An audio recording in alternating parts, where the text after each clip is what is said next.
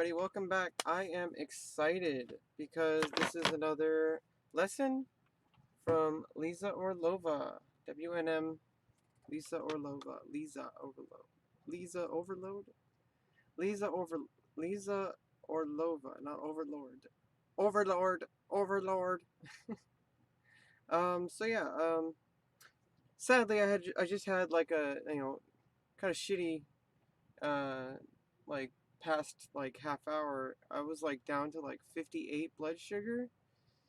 Oof, I hate those so much. I hate those. I hate having such low blood sugar because it just feels like you're gonna die. And I had like a whole thing of like fruit and like some like cranberry juice, and I had some pasta. Hopefully it won't shoot up the opposite way. Um, I don't know. I'm already feeling better. It is 4:22. I'm gonna give her a call in Discord in a few more minutes. 4:30 is our official lesson time. Um, yeah, hopefully it'll be. I know she doesn't like to use chess.com. She likes to use Lichess. However, I have my streams set up for chess.com, and I prefer chess.com. I've talked about it before. Um, I I um I put my flag on chess.com, you know, as far as streaming goes, and as a website, and just what they do for the community and what they do for streamers. Hopefully, one day I'll be a part of that. I mean, I already am. I already am a part of that just by streaming, but I hope to one day be a part of the entire chess.com streaming community at large. Um, as far as hopefully I could become a better streamer and become more popular. That'd be great. But at the same time, like, probably never going to be on Chess TV because I don't really consider my stream to be PG enough. Probably more like PG-13. Try not to be too explicit about things, but I do talk about kind of more mature topics a lot, and like kind of like frank topics. So I would say more PG-13.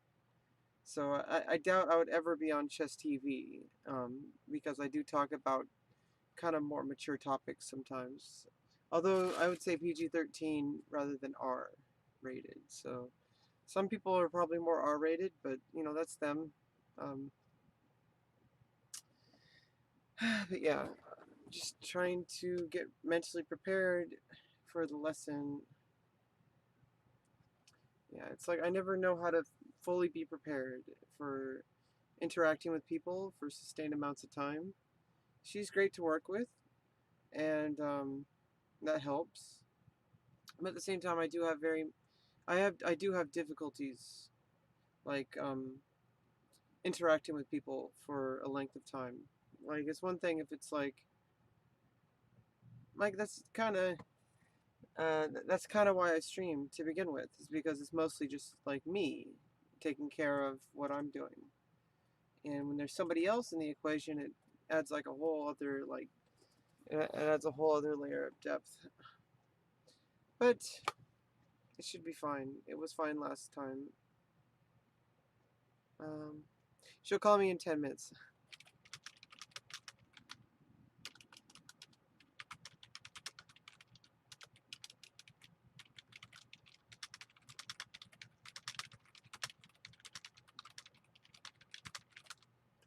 Okay, so yeah,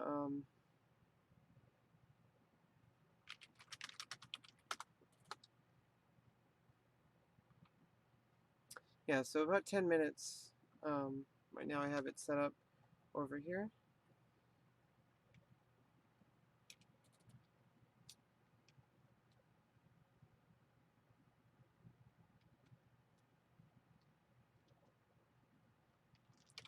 But yeah,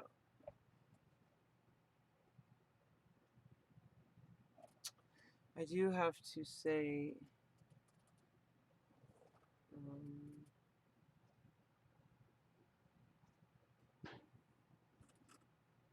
yeah, after the lesson, probably going to take a quick break. I might be back later to play some games. To be determined, depending on how I feel. I'm already starting to feel better. The thing about these low blood sugars, you feel like crap, and then like you kind of feel like a little messed up, like after you ingest some like carbohydrates of some kind, like sugars. But then after a little bit, it kind of just levels out, and you feel normal again. It's with a weird thing. Like you go from feeling like you're gonna die to like feeling like, hey, what's for dinner, or like I don't know. It can be pretty bad sometimes. It's really rare though, and I'm going to be having a consistent glucose monitor sent to me within the next week or two. I don't know, sure, no idea, but they're gonna send it to me, and I have to like install it. So I'm like a cyborg of some sort. Like I put a chip inside of me, and then it connects with my iPhone, and I can read my blood sugars. I have to calibrate it twice a day, but I pretty much don't have to prick my fingers. Like you can't really see it, but yeah, my camera is not high definition enough. High definition enough. My camera's not high definition enough, so you can't really see. But there's like lots of like lots of little teeny dots on my fingers from pricking them from my blood sugar readings. So I'll only have to actually take it like twice a day by pricking my fingers to calibrate it. And then I guess I also have to test it when I take my insulin. That's so it's basically basically only 2 times a day. I'll have to, and then 3 times to take my insulin. Yeah, it's and we were talking about. I mean, this is a step one. I really don't know. I really don't know if I necessarily need to be on the pump. But me and my doctor are kind of like just talking about it. Maybe in the future, after I get the CGM, uh, maybe we'll start talking about the pump. I really don't like the idea of having a pump. I know it's like not a big deal. A lot of people go on the pump, and it's like not a big deal. It doesn't get in the way. It's really out of the way. I mean, it's really like barely noticeable apparently. But it's just like the thought of having like this tube sticking out of me is just like I'm like, come on, I don't want to do that. But we'll see if I need it. My doctor was even saying like mostly what I need is I need the CGM because it'll just give me like a lot more data to work with as far as like seeing my blood sugars and yeah, that like I'd be able to just look at it, especially like while I'm streaming or like right before I go for a drive or like if I'm gonna leave the house, etc., etc. Or like if I'm out for exercise. Hey, Nicola. Like if I'm out for exercise, I'd be able to like just look at my app and say, okay, well, I'm dropping in blood sugar. I should probably eat my granola or whatever. And like, or if it's too high, I could be like, okay, well, I can't exercise right now because it's too high, and I gotta get home and take my insulin, stuff like that. Because the thing about blood sugars is if you're at like 180 or more and you go for some exercise, your body metabolizes in a way that it actually your liver like your body sends a signal to your liver and it'll actually create more glucose because your body will think that it needs glucose, but since I don't make insulin, the glucose doesn't counteract to what your pancreas would normally put out with the beta cells. So basically for my type of diabetes, like diabetes type 1, It's easier to say that. It's actually 1.5, which means something really technical. For all intents and purposes, it's type 1 because I'm insulin dependent. Um, but I don't know. I only had one doctor say it was type 1.5. All my other doctors said type 1. So it's uh, so I have to inject insulin. But since if you're high blood sugar, like 180 or more, and you go out for exercise, your body thinks that it's going to drop because it thinks that you're going to create some insulin. Uh, well, there's no such thing as type 3. You mean type 2. So type 2 diabetes, okay, so there's two different types, two main types of diabetes. There's two different other types. There's the type I told you about, 1.5. And there's also the one that women get when they're pregnant, uh, which is like gestational diabetes or whatever. Type 4, I don't care enough. Yeah, type 4. Type 8 diabetes. No, so type 2 diabetes. Okay, I'm gonna have to tell you first. Type 1, the one I have, is where my beta cells, the beta cells in your pancreas are what creates insulin. And so my beta cells, basically what happens is your pancreas, your body thinks that your beta cells in your pancreas are foreign. It thinks that they're an invading like virus or bacteria. And then what happens is your body actually attacks itself and it kills all your beta cells. And so I don't have any more beta cells, and so I can't create insulin. Hey kitty, kitty. So what happens is now you have to inject insulin for the rest of your life because your body can't make insulin. Now, type 2 diabetes, you may or may not still have your beta cells, and you may or may not still create insulin. Most of the time, for most people diagnosed with type 2, you still create insulin. Eventually, you have to take insulin, but what happens with type 2 diabetes is that your body does not know how to use the insulin. And that's the difference. And type 2 diabetes actually has nothing to do with your diet. Nobody really knows for sure what causes any type of diabetes. And so it's like usually factors such as being like obese or whatever. I can't do a backflip. um, but yeah, usually factors such as like your diet can influence it, but for the most part, nobody really knows what causes diabetes. Type 2 diabetes is definitely, you're at higher risk if you're overweight or any kind of like other health factors like smoking or et cetera, et cetera. But that's the difference between type 1 and type 2, the main difference. Hey, Velocity. Yeah, the main difference is that type 1, you don't make any insulin at all, but your body knows how to use it. Your body knows how to use it, you just don't make it. So it's like you're out of gas. It's basically like you're like in Mega Man, how if you're low in health and it goes um well, basically, any like those are the power up canister, like the little circles things that you pick up. That's your insulin. Like your health goes down, but you can regenerate it. It's Maddie. Change of name. Oh wow, Velocity Rapper. Velocity Raptor. Where's your dad? He's at work. And I'm gonna have to ask you to drop talking about my dad because I'm pretty sure I know where you're going with that.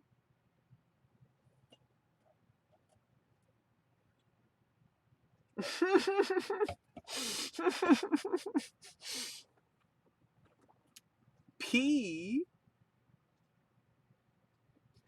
Pee. Don't pee unless you have to, and only in like a designated peeing area. So yeah, I am awaiting a call from WNM Liza Orlova. Fart. Poop. You guys are officially 10 years old. But yeah, I am awaiting a lesson. Obviously she's in charge of when she'll call. Patiently awaiting. Brah.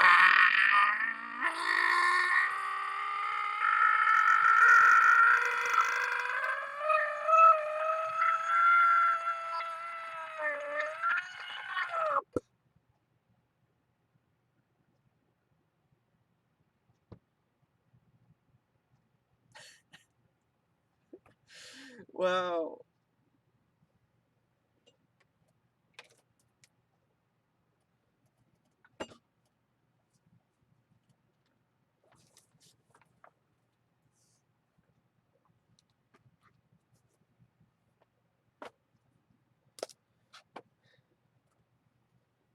You shitted? You playing today with someone? No. So me and Lisa are going to, she's going to give me a lesson. Maybe one day in the future she'd like to play.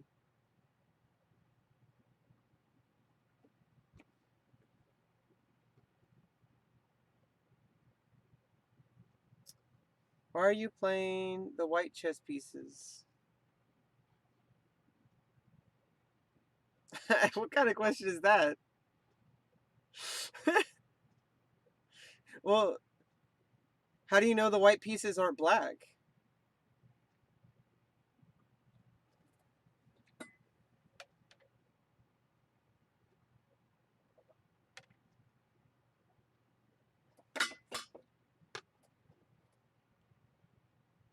Oh, she started a call.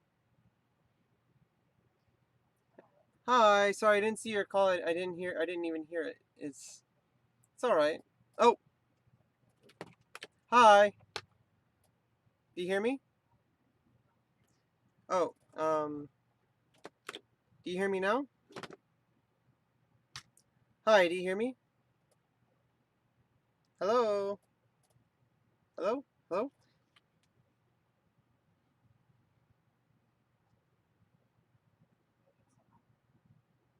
Testing, testing, testing.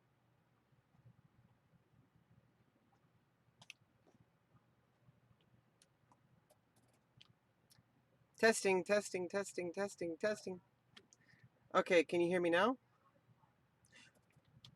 Okay, can you hear me? Okay, good. Yeah, I have it set so I don't have to hold it down now. I can just like press a button on my keyboard. I mean on my controller. I can turn up my either you can do you want me to turn up my microphone or do you can you hear me okay now? Or okay, cool. Um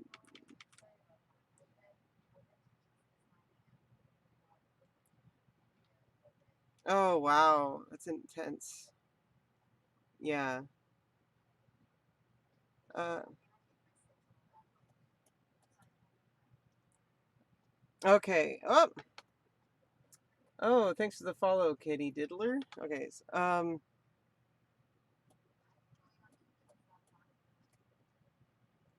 I'm gonna get everything ready. If you don't mind, we're gonna actually start from the very first position, Yeah, and then that we'll works. backtrack. We'll see what you remember. Yeah, and while you're doing that, I'm setting up your webcam on stream, so Okay. Um, I'm gonna stream later, but I know that right now I don't look the greatest, but it's just because. oh, do you want me not to have your cam No, no, on no, no. or I don't care. okay, I honestly okay. don't care. No, no, no. I'm fine. It's just as long as people understand that I have been working for almost what is it? Almost 8 hours.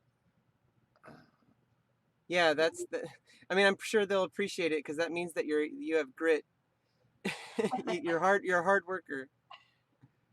I try. Well, my week is kind of. I only have like 1 or 2 lessons per day during the week, but like my weekends are kind of crammed.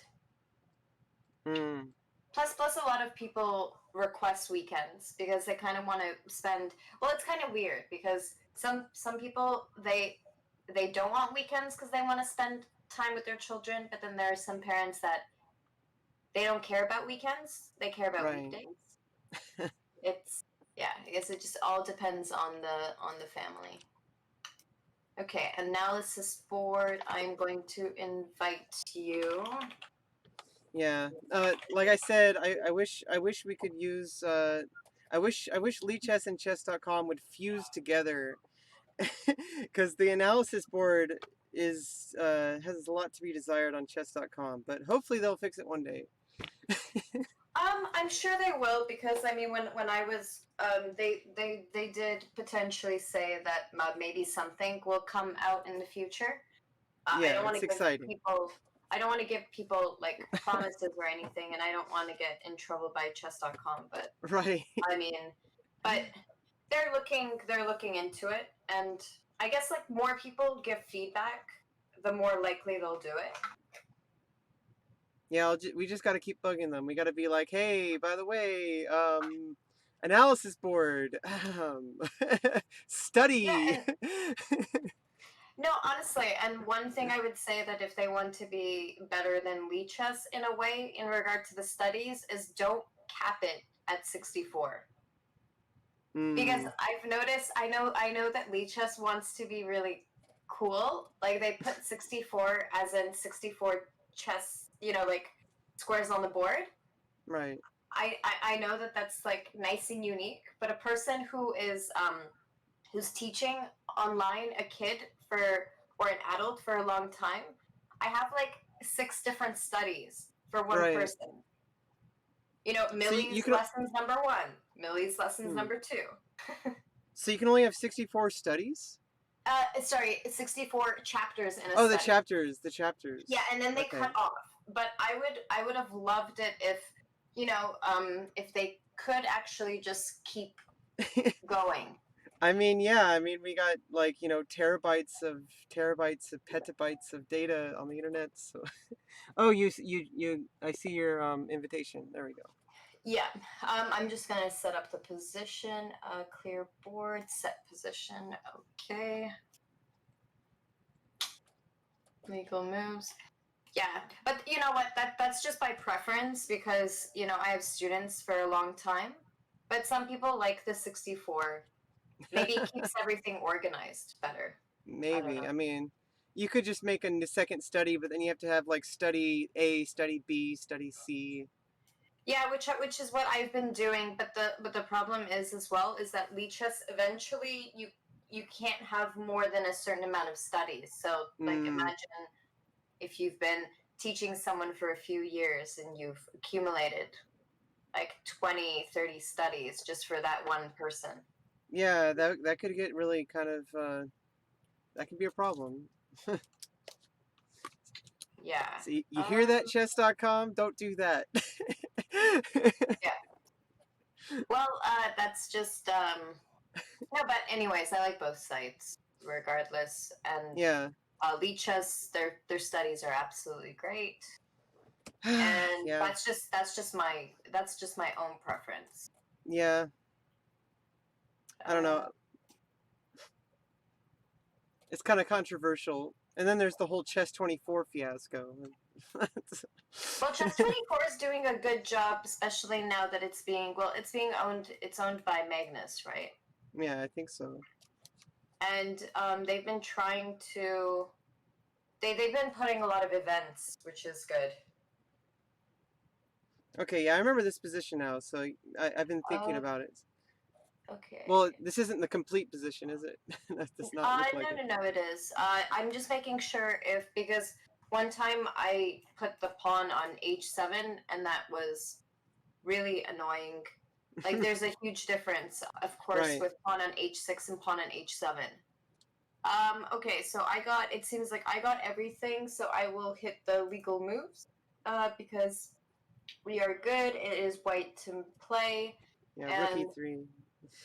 I could be, wait 1 second, can I edit? Oh, there you go. I could actually put the names of the people who were playing.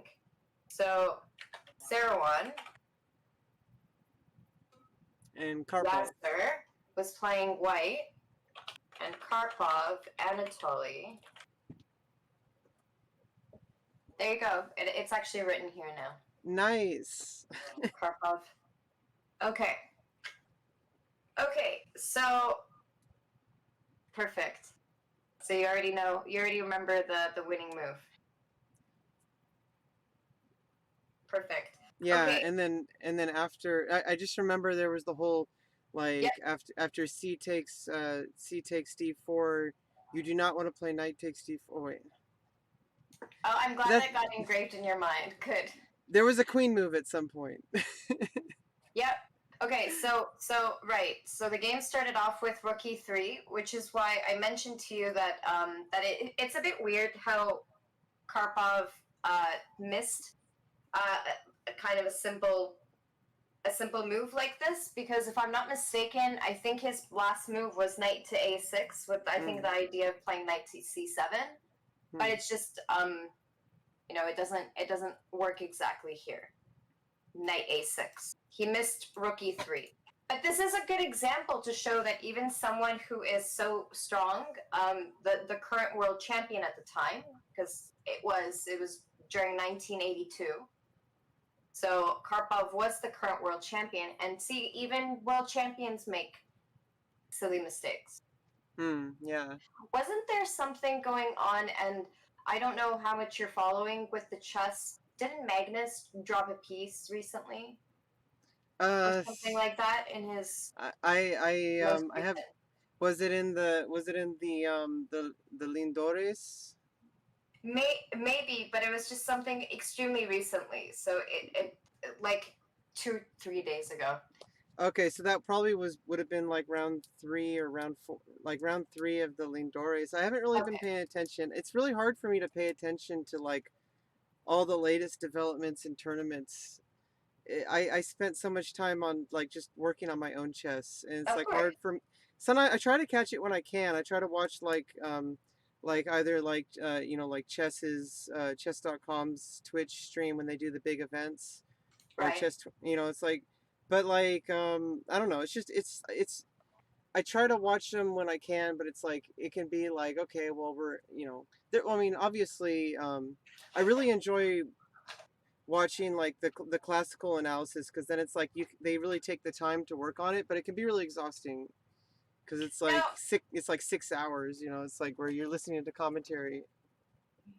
I agree, and that's why I actually recommend. So you know how chess.com and also Chess, they have like the um. I mean, I personally, I don't know if there's something around chess.com that you can do this, but I noticed that with Chess, you can actually set an age range. Sorry, not an age range. What am I saying? Age range. An Uh, elo range. an elo range. Yeah. Why did I say age range? Like, Well, like because when you're 3,000 elo, that means that you're older than everyone. yeah, maybe. But so you can choose the level range of the opening book.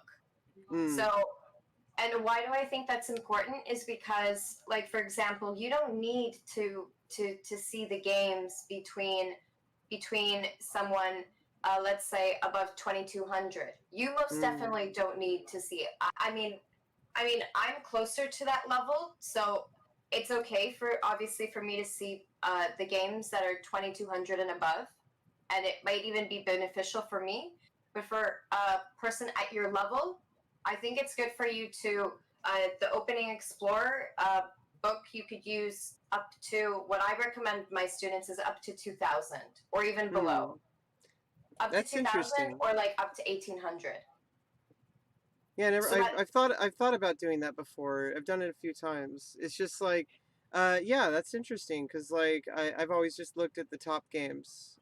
no, don't. I wouldn't orient on top games because you want to see what are the main mistakes in close to your rating group. Yeah. And I would say that up to 2000 is really a good thing to go with, because especially since you're stuck at the around the 1000 mark, right? Yeah, it's pretty Yeah. depressing. No, it's okay. I mean, everyone gets stuck.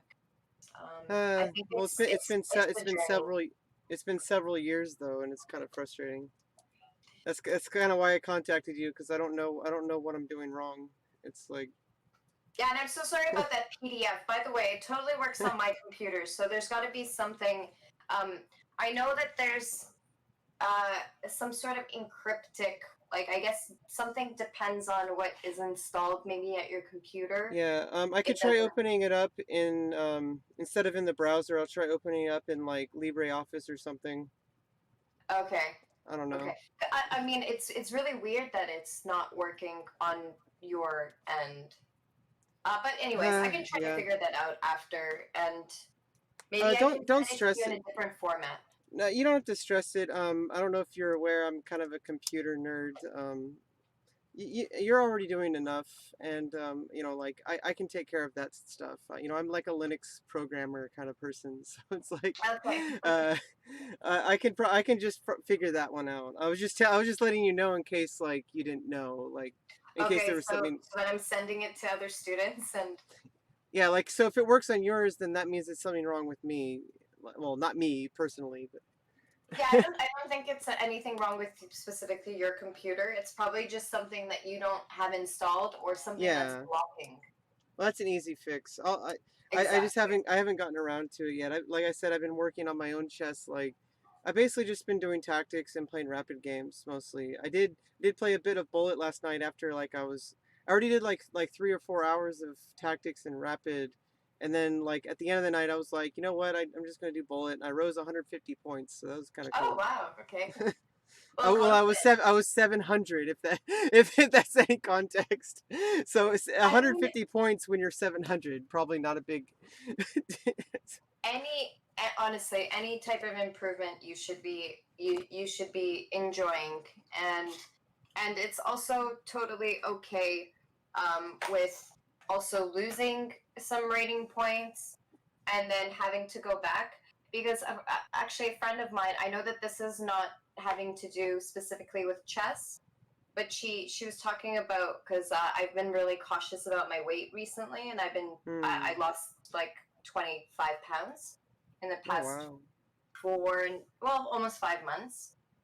Um, but she was saying like, oh, when you're losing weight, you have to understand that it goes on a journey. It's like in the beginning you're gonna lose a lot of weight, but then you're gonna want to crave things, and it's okay to Hmm. crave things, and it's okay to give in. It's just as long as like Oh. you kind of go through Oh, this. you're trying to lose weight. Okay. Yeah, I'm trying to I thought lose you were weight. I thought you were trying to gain weight. I'm like, if you lost 25, I'm like, oh No, no. no, no, no. I'm not. Because But for me, I'm the opposite. I'm trying to gain weight because I'm so okay, skinny. I was like 110 pounds or something. I was like, I see. I want to go back to being around there. Well, 120 is probably more realistic, just with my age now, and also hmm, with. It's like I'm not like 17 anymore. I probably shouldn't right. be 110 like I was 17. But Well, I believe in you. like what I was just trying to explain, that the journey is always Hmm, going to be like you lose weight, and then after that, it's okay to give in to cravings, just as long as you don't like get so upset that you've ruined your goal, that right. like you go through a slump and you start like um, eating a bunch of McDonald's, Yeah. because you you ruined one day of not eating healthy. But it's okay. It's just like everything is a journey. A lot of the time, it goes up and down for almost anything.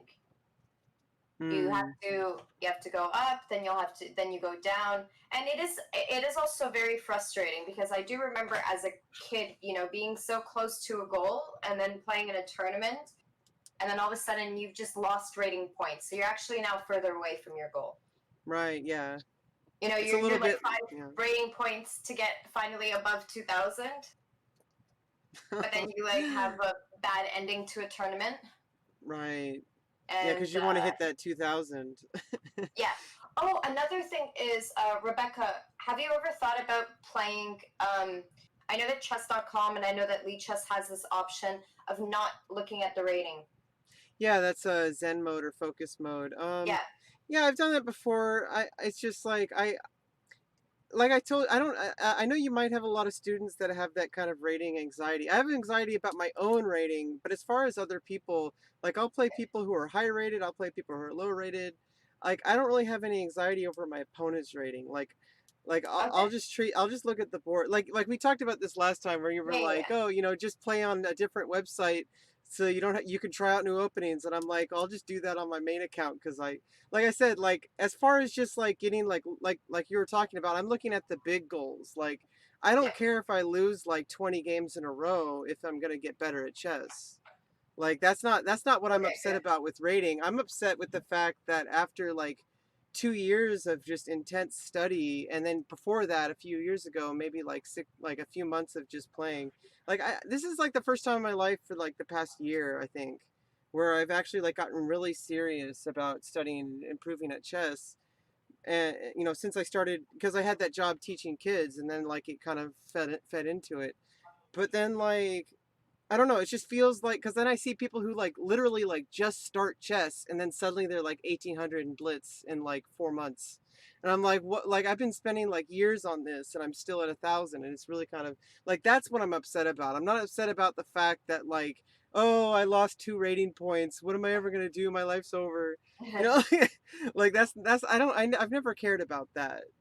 Like in the short term, I'm talking about like long term. Like why am I still stuck under 1,000? Why am I like how do I fix this? Like why am I still blundering pieces for no reason? Like Well, sometimes you have to. Yeah, I think you need to. Uh, when when I told you when I used to be a kid. Well, you don't have that issue. I was just I was absolutely terrified of my father. hmm. I wish you were terrified of something within you. I'm Terrified. terrified of plenty of things. Well, because he was so strict with your chess training. Well, especially when it came to games when I was winning and I couldn't lead it to a win. Like those were the Mm. games that he would get even the most angry. I would say. Right, because you got complacent. Yeah, because it's kind of like, hey, like you just won material. This is actually a time for you not to relax. It's a time for you to be very cautious with your play, rather than, oh, I'm totally winning. Everything's good. Everything's great. Um, yeah, Yeah, but so that's also just like the mentality. So same thing with you. Like especially when you're winning material, you should come into that mentality that you really can't lose. You really, really don't want to be losing that game mm, because it's a worse feeling of it's worse. I think if you're in a equal position and then you miss a winning line, that's a different story. But imagine if you were winning from the first 10 moves and then you lose, right.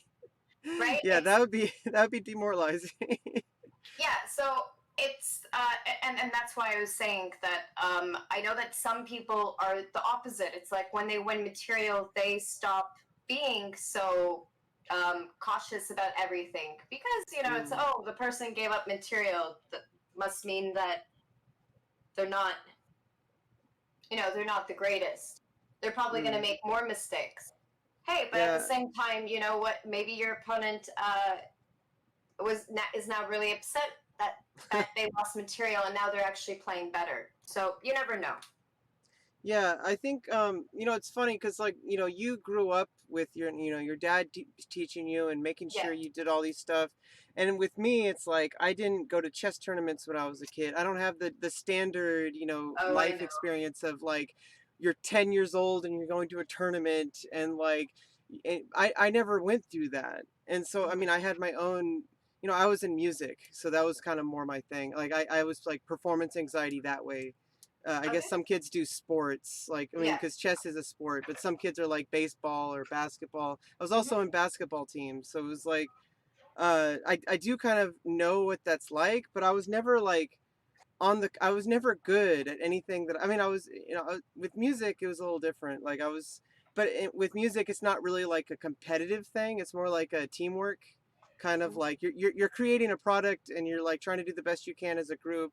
And so it's different. You don't really have the same kind of feedback where if you're playing like a basketball game and you know that you're like part of a team that wins games and you like I was never part of a winning basketball team. I was in like the like the B team or whatever, you know, the one the like, oh, let's play because fundamentals and practice and building strong habits. Like the other team was like, we're gonna win and go to state and that kind of thing, you know, like like I was never in that. And like it wasn't until like a few years ago that I got that way with chess, except sadly, like, you know, it's like I'm basically only playing online, and I've only gone to a few like over the board tournaments, and I don't really see myself going to over the board tournaments anytime soon. I do aim for that, but Yeah. like I just it's just I have so much to make up for lost time, and it's like I want to do it, and you know I'm pretty hardcore. uh, like I want to do it, I just can't right now, But financially. also, how And many books have you read as a whole? so I have a problem with books because I really want to read my books that I have, and then I just get stuck. Like I don't like I work on it and I get really excited about it. I read like a chapter or two, and then I suddenly like just keep it on the shelf for like months and months and months. I've never actually finished an entire chess book, and I don't know how to force myself to do that. Like I keep trying to go like, okay, I'm gonna do 1 page a day or whatever, and then I just end up giving up on the book, and I end up just doing what I normally do, which is just go on chess.com and do the puzzles, or do rapid games and analyze, or Yeah, watch the you videos. you really have to, because like so when it comes to books, books is basically your second, it's like your coach. Um it it really is. Um I understand that it's not exactly like a coach, because it doesn't, the person's not there to explain every single one of the variations that's on your mind. Um, but this is a way for you um, to learn something new without having to get a coach. You you get a book. So my recommendation, by the way, especially for your level, is like, look into the Yasser Serouan books. Mm. Really. I've already spent like a couple $100 on books. So Oh yeah, I mean I'm PDFs. gonna work You need PDFs I'm for gonna that. work on the ones that I have right now, but I'll try to work through the ones that you sent me. Yeah, But because I'm not gonna buy any more books though. I spent like hundreds of dollars on no, books. no, no. I'm not saying buying. I'm saying PDF. You can get so many free resources these days Yeah. Yeah, I'm sorry. online. I'm trying to follow your plan. It's just like I don't have, I'm like not made of money. Oh Like no, no. I have no I was income, never so telling you to buy the books. uh, Getting PDF. There's so many different PDF websites. Um, and then but if you do end up liking the book, you could always buy an actual paper copy to support the author. yeah, I really enjoy reading the books. It's just like I don't know how to finish one. That's the problem. It's like I just run out of steam. So it's like So it's not about like I know where to get the books. I have books. It's just like I don't know how to like approach them really. Like I get them, and like sometimes like I have like my little magnet board, or I load up a board on my computer, which I actually kind of found like works a little bit. It's a little bit more sustainable because I don't have to get all this equipment out and stuff. But okay. like I don't know. I do have a wooden tournament board with weighted pieces that I like to use, but like I don't know, it's just kind of difficult for me to, because I run out of energy. Like I'll be working on it, and then like I'll go through like one like it like I'm fine just reading, but as soon as they get to like the game, which is like the main parts of the book, like whenever they actually start doing the analysis, like I have trouble finishing even a single game, because it's like I'll be going through it and it's like variation after variation after variation, and I go through those and I'm like really into it, but then it's like I can't even finish the like in one sitting. I can't finish through like a whole game. And I know that's fine. I know I could just like go back to it later, but it's just like I don't know how to like maintain like a daily regimen of going back to the book. I don't know how to force myself to do that. Yeah, but so you have to push yourself. That's the thing. If you want to get better at something, you have to. I know that this is very cliche, but you said that you don't finish a book. You have to push yourself to finish a book then. And Yeah, then well, that's the question is I don't know how to push myself because I've been pushing myself like with chess, like I've been doing puzzles, I've been playing many games, I've been analyzing, I've been doing all the things that everybody recommends, and then like I've been watching the YouTube videos, I've been watching the streams, I've been watching like everything I can possibly get my hands on, and I've been putting in the hours and putting in the effort. It's just with the chess books, I can't seem to do that. I don't know why. so then you should maybe have a goal. Like you can't do tactics until you finished a chapter in the book. Um, there's going to be a lot of things that you don't like to do, and there was definitely reading when I was growing up. I thought was very boring, but now No, I I've come love it. I to love it. consider that. But now I'm coming to understand that what my dad was doing. Basically, he would give me homework that I would have a chapter to read, and then I would have to. And the way he would make sure that I actually read everything was that he would pick a random 2 3 positions, out of like the 15 that were broadcasted in the chapter, and I had to show it to him. If Hmm. I couldn't show it to him, he knew that I didn't read it. Yeah, you were talking about that last week. Yeah. So no, So no, it's funny because you said, it's boring, and I don't find it boring. Like that's the okay. issue. I just get tired. Like I want to be working on it for like 10 hours at a time, but like as soon as I pick it up, I can get through like a few pages, and then I'm just like exhausted. Okay. That's a bit of a hard one to to to do because sometimes there are things that you just gotta do, and whether um, if you get tired, well then yes, well then I don't know. I would recommend then to just try to read every day. Once you get tired, you just go on to the next one. So that just as Yeah, long I as every day you're still somewhat going further in the book. yeah, and that's what I was attempting to do. It's just then like suddenly then like a week or two goes by and I haven't even looked at it, and I'm like it's like I have to start the whole process over again. Okay, so then another thing is what to do is to find a person that will study chess with you. That's also another thing because if you have a study buddy, then you will be motivated to do those. Um, I know that some people are not motivated to do everything by themselves, but if you have like a friend and you both decide to dedicate and both of you decide to go through the examples in the book, None and of it's more fun that way. none of my friends ever really like I've always had like a whole bunch of energy every time I tried to talk my friends into like doing stuff like that. They never want to get into it because they're like, oh, I don't have any time. Oh, it's like I really don't want to do that. And so I'm pretty much like completely alone right now. Like all I have is my computer and Twitch, and like talking to you on Discord. You're the first person I've talked to except for like my therapist on the phone, like, and my doctor on the phone. So it's like I don't know if that's a little sad, but like you're the first face I've talked to in besides my dad, like because I live with my dad. Like you're the first person I've talked to in like face to face in a way, even though it's on the Discord, in like I think like since the coronavirus. Okay. Um. Okay. I'm trying to think of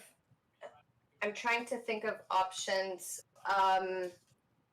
Well, I think I it's just don't do have it. any. Like I just need to do it. Like that's basically what I was saying was like I know It's you're like I trying to want. help, but it's Yeah. just like I know I'm I fall out of the habit of things, and then like I'm fine I once have I'm that like problem doing too. it. I agree. I and I, agree. and I I, get I know I bored. know what I need to do. I'm just not doing it for some reason, and that's what I'm trying. And that's kind of why I reached out to you because I don't seem to have issues with like knowing what to do. Like it's kind of nice having you like kind of redirect me in certain things, like the whole thing with the rating book, and the whole thing like lowering the rating range and like stuff like only analyzing your lost games and or the games that you should have lost but you won only because your opponent like completely blundered because I Yeah. was analyzing every game and like maybe that's not a good use of my energy, and I could just only look at the Exactly. games that I was losing or should have lost, and and like that kind of stuff. That's great, but like I feel like it's the stuff that most people don't talk about, which is like my biggest issue, like the stuff about like how to force yourself to read through a book. Like how do I literally read through the book? Like I need like I don't know if anybody could ever do this for me, but it's just like I need to actually like what am I supposed to be thinking while I'm reading the book? Like I know I know it's like hard to Yeah. explain. I don't know if Okay. that makes any sense. Also, how do you do it? Do you do it over a board? When you read, do you play the examples over a board? I try to, but sometimes I don't really have the energy to do that. Like sometimes I just use my little magnet board or I use my computer. Okay, and I mean that's actually not necessarily too bad of an idea. I mean, it's kind of good to depends on what you're going for. Obviously, I was encouraged to always play to do the books or any of the examples over a chessboard Mm, because I was mostly playing over the board games. I barely right. was playing online. So, but now for you, I'm not 100% sure. Maybe in the future, right? You want to, but if you're okay, if your main focus is also right now just to get your online rating higher, and then after that feel comfortable playing it over the board games, then honestly do it over the do it on chess.com, set up the Yeah. position. It can Well, also I help use you. Skid versus PC for all that because I do that all offline. Because I started because I don't know about you, but like when I started streaming, it became really difficult for me to do studies away from the stream. I don't know if that's happened with you, but then like the past like month or two, I started being able to like say like okay, well I need to have time away from the stream to do things like reading the books or doing stuff because like at first I was just like I was like if I'm not streaming I'm wasting my time, if I'm not streaming I'm wasting my time, and I'm like now I kind of got into a new balance where it's like okay well it's like everything reset and I have a new So normal. Rebecca, why don't you do all of the like I'm even planning to because I have another Twitch channel called Chess Minds. I started it Mm, last year and then I ditched the project with a few friends of mine. We all got busy. But anyways, we're planning to get back onto it. It's just supposed to be an educational. So why don't you have some educational streams where you go over the book with like viewers? is And that legal? even if you potentially don't have viewers, then you know that you're dedicated. You know that this is your streaming time. You gotta use 1 hour of reading some of the examples in the book, and then you can place the position, and whoever tags along can make some comments. You can read out what's in the book, uh, oh and just a play it second. out. By the way, chat, please do not ask other members for their full name, even if it's for their FIDE rating. That's an invasion of privacy. All right, sorry. Yeah, My no problem. chat's talking about asking for people's names and stuff, so I'm like, don't do that. Yeah, and if someone does want to, Yeah, do then that then in go for it. DM. Just don't do that in my DM or chat. yeah, exactly. Um, yeah, so like that's also another good. You've been streaming almost every single day, so can't that be maybe once or twice a week you do where you just play out some of the examples from the book? Well, It's not your I don't. full stream. I mean, if that's, I was worried about copyright infringement because like working through the book, it's like, I mean, You're not doing it. You're not doing it regularly. You're not sitting there for 8 hours. Literally. I mean, I've been using examples from books on stream. Um, I have never had any issues with that. uh, Also, I don't know. I've never necessarily had too many issues, yeah. Well, and my it new, could also be good public. Like you're somewhat publicizing the book. I don't know. I've never right. necessarily had a problem. So what I found is lately I've been working on the Silman books, and those have been, I really Yeah. like his style of writing. And so I've been working on it, and like as much as I'd like to use the online tools, I actually find it's best for me if I'm working with the computer with the book offline, because I need an offline space. I need to like have a focus where I'm not talking to chat, where I'm not talking to that, Okay. because and so like I've been using Skid versus PC for that, like because like just writing comments and just like doing all that, and and that's been really helpful. It's just I haven't done that in like a few weeks, so it's like I feel really bad about it. Okay. No, as I said, whatever is comfortable. I'm giving you some ideas on how to keep yourself motivated, how to push. These are, um, yeah, just some ideas. Also, in regard to the whole entire winning versus losing games, I still remember. I still remember my coach.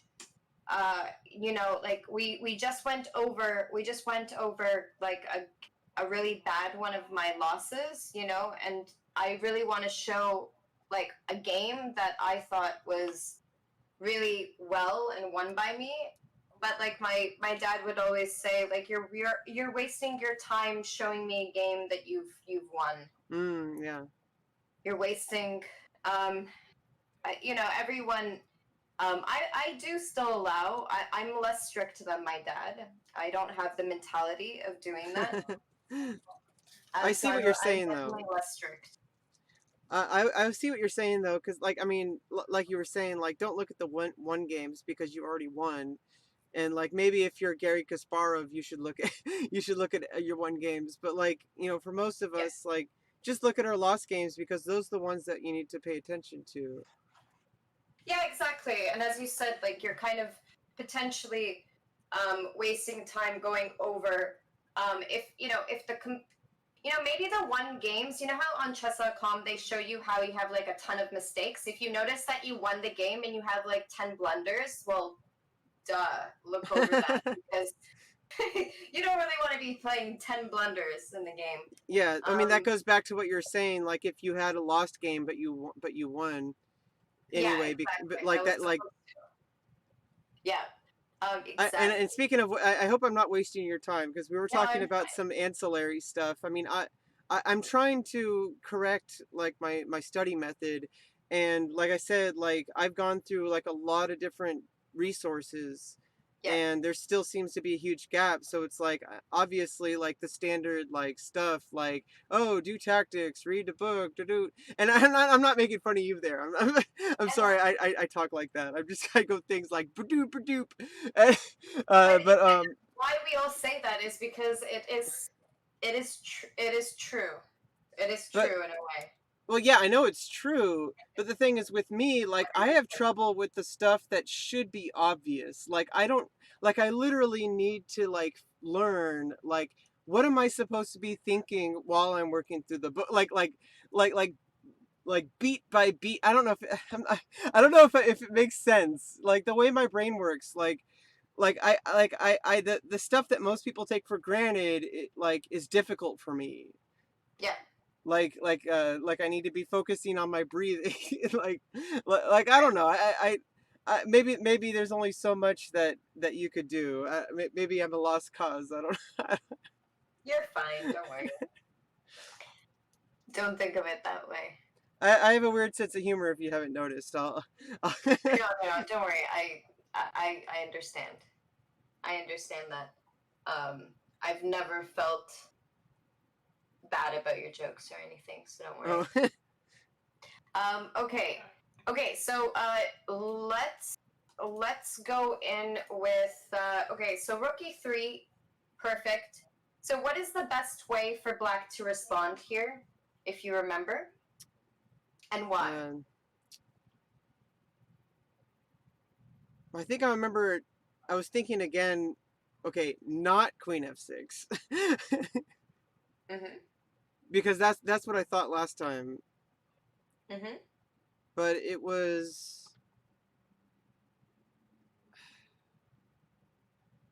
it was it queen d8? No, it was Just think. yeah. Well, Take I'm your trying time. to think.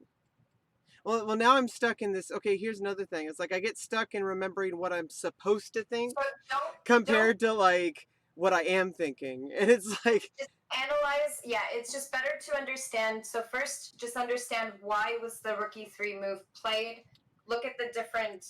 Um, well because it's attacking the queen, and you have to move the queen or you'll lose the queen for a rook. right. but where to move the queen, and like, if you move to queen f6, then you just take the rook, Okay.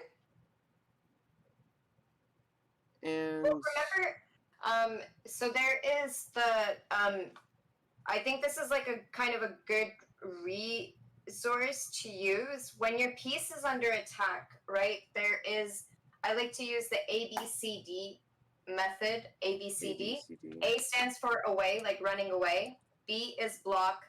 C is capture, and D is defend. Oh, yeah, Um, that's similar to the MBC, move, block, or capture. okay, there's also CPR that Chess Kid uses, which is the chess.com is like the parent site of Chess Kid. Yeah, we would recommend Chess Kid to the parents at Chess for Kids, because that's where I worked. I worked at Chess for Kids, and everybody thought that we run Chess Kid, and we're like, no, no, no, no, we do not own Chess Kid. We're not affiliated with ChessKid.com. Everybody kept asking that because we were Chess for Kids. It's like Okay. CVR. What was that? Capture, block, retreat. Yeah, so capture wait, yeah, capture, protect, and Oh, run away. CPR. Oh, protect, CPR, yeah, CPR. run away, Um, or retreat. I mean. I kind of like ABC a little bit better because like CPR, I'm so sorry, but even at the age of 7 or 8, I didn't even know what CPR was. All Like, right. Well, I'm an I don't adult, know. It's so just that's something. It's something that people talk about, but it's I don't know if I would know exactly what CPR was at the age of 8, but ABC, like you learn ABCs from very young, right? So yeah, ABCD. I kind of like that because it's like easy to remember. Because I remember I was having trouble with kids remembering MBC. They're like move, block, capture, and they're like MBC, and I'm like, why not just ABCD? That makes sense. yep, it Uh, I'm it's not come sure with what a to lot think of here. Like, I'm not sure what to think here because, like, I mean, like, so I the want to save my I want to save my queen, right and but I also like the rook's under attack twice if I save it, and we talked exactly about that last time. So exactly that so so then it's like I have to trade off the queen for the rook. Right. So that's why you need to look outside. Now you need to start thinking, okay, so, well, just look at all of the options of A, B, C. So if you know that you can't run away with the queen, it would be a bad idea. You know, mark that off of then, look at number B. Like, if you can't run away, then look at Oh, B right, for right, block, right. right? Yeah, bishop e6. Yeah, and can you tell me why is so like from a mathematical point of view, um, so we're still losing the knight, but Yeah. when the bishop moves to e6, like why is this better? Why is it better to lose the knight than the rook? Well, if I save, well, because knight's worth less than a rook, but also the king's exposed. So if I save the queen and you capture, and you capture the rook, and I would say you'd probably want to capture with the rook instead of the Yep. queen because the queen's guarding the knight. Mm-hmm. Then it's like it's also with tempo because you have to get out of check now, and Yeah. then not only that, you could probably even just do rook takes bishop, rook takes rook, Yep. and then queen takes Exactly. takes knight, and it's attacking the rook. And so it's Exactly. like No. that's just way too bad. No, exactly. When the rook gets onto the eighth rank, it could cause so many problems, especially since this bishop has not been developed, Hmm. and the only move would be to like bring out maybe the bishop to b7 or something And like and that. if I capture the rook, well then you capture the queen, and my rook's still under attack, and my Exactly. bishop's still under attack. So I just lose a queen for a rook, and there's also still a lot of threats. Exactly. Good. And Good. then Good thinking. so I have to look at like, well, there's no other way. I can't block with any other piece.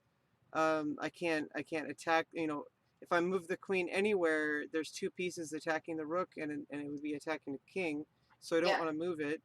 Uh, unless, and I don't have any like checking attacks or any counter attacks by moving the queen. Like Yeah. maybe if there was a way to like move the queen and it's with check, and then I can capture the rook with the rook or something. Maybe that would be something, but that's not available in this position. Yeah. Like if only I could like put the queen right here on b1 or something, or even better, like if I can magically play queen c1, and we Yeah. talked about queen c1 earlier. I mean last week. Teleporting. Yeah. Yeah. So the only reply then would be to block, Yeah. and there's no other blocking pieces, and I have to abandon the knight. Yep. But now the rook can't take the bishop. I mean, I guess you could, but uh, Yeah. This is the absolute best move to do. Yeah. As you mentioned, because of losing more material and also all of the threats on the back rank and just mm, really bad king safety. Okay, so here after capture, remember that white cannot start partying or be super happy because they have won a piece.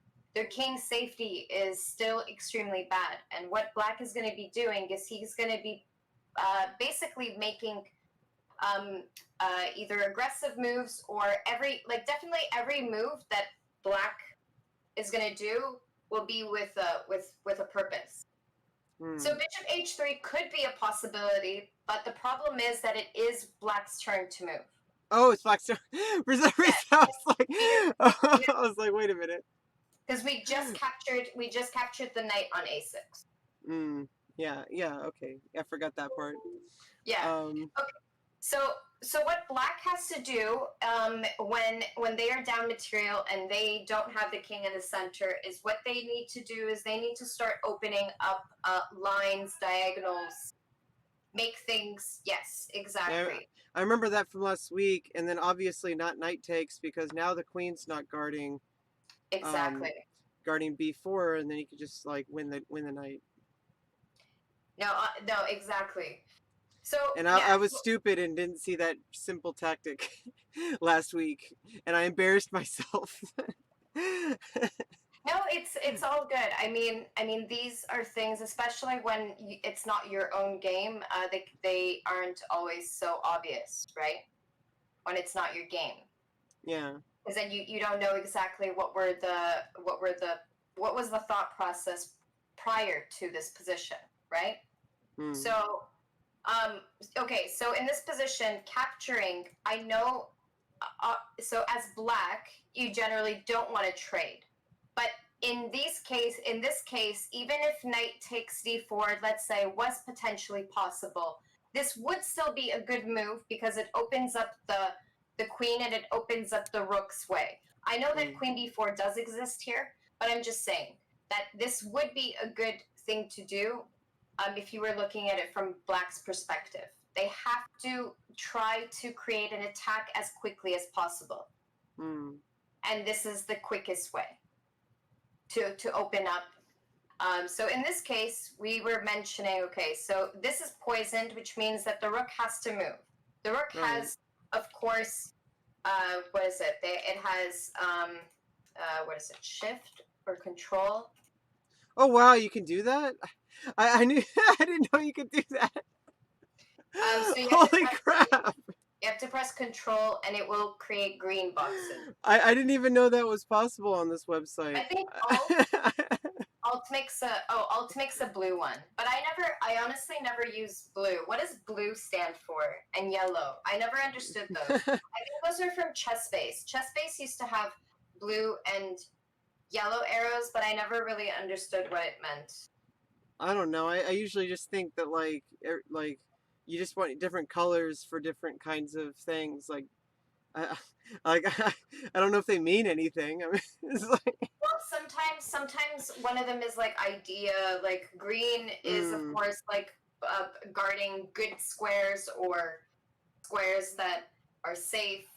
I'm mm, forgetting what like yellow there are different uses for the different colors, right, but I like like to just threats. use green and red. Like Uh, threats or they're, developing move or yeah, stuff like maybe. that. Maybe. Or maybe like blue, or like one of them is like dubious and one of them, I don't know. I Yeah, have I mean, no. it's all technical, techno babble.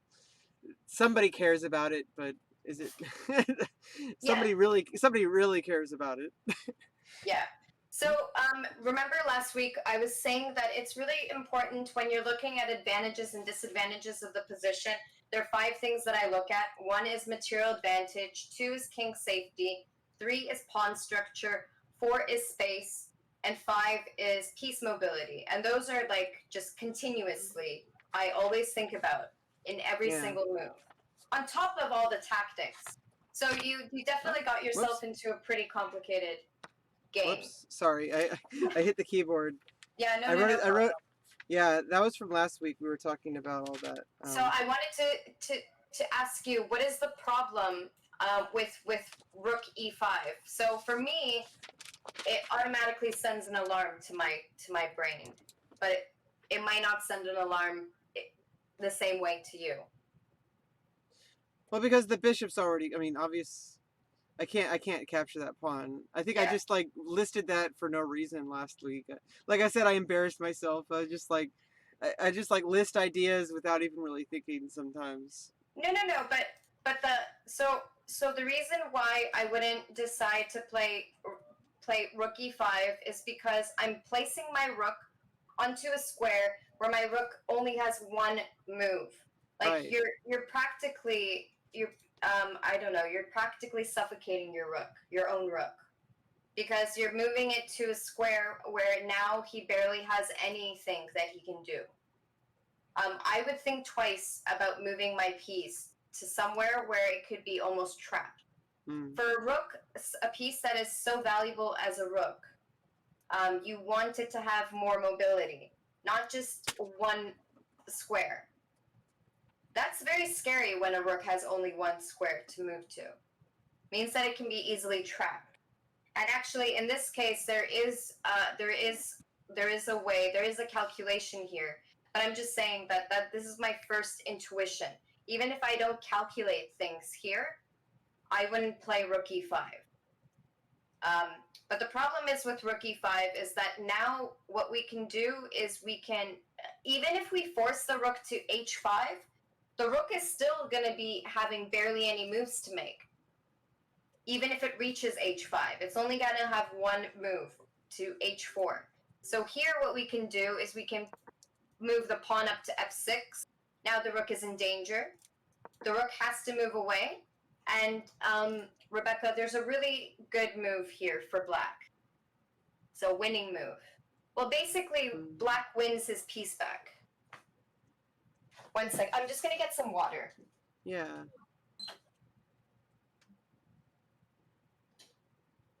Wow. Yeah. By the way, guys, sorry if I haven't been paying attention to chat. Oh, let me mute this for her. Hopefully that muted. Yeah. Sorry about that. If I haven't been paying attention to you guys on chat, I'm not going to ask her anything. She's already spending a lot of time, uh, with me in my lessons. So I'm not going to ask her questions.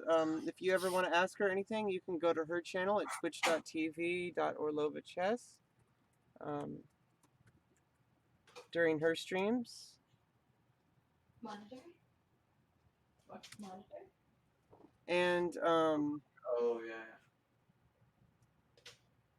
pawn f3, then pawn g4 is the best opening. I don't think so. I don't think so. I don't even think you need to ask her that. I'm pretty sure you could just look up at an opening explorer. That's probably not the best move. Babe, it's just gonna be 20. It's just gonna be 20 minutes. We'll just go Yeah, I hook know. it up, and then I know, I'll I know. hook it up myself. My bad. Sorry, Rebecca.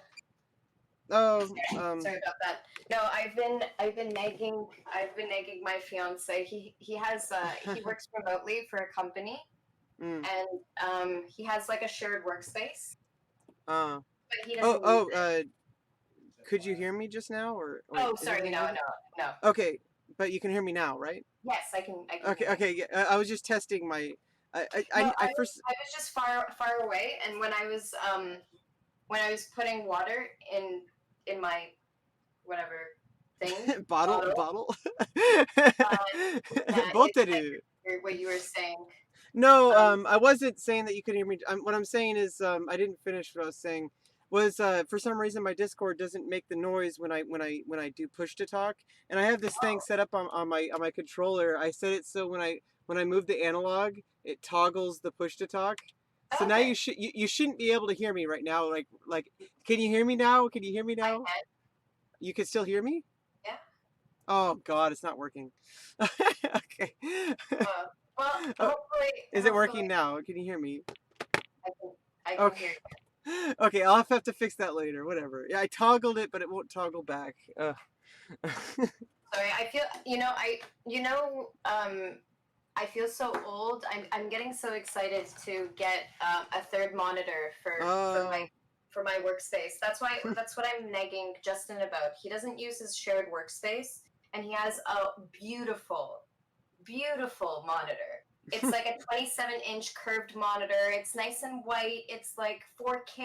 It's like beautiful, Oh and my God. it's just sitting in that shared workspace for half for at least half a year of not being touched, not being loved. Wow. So I can love it.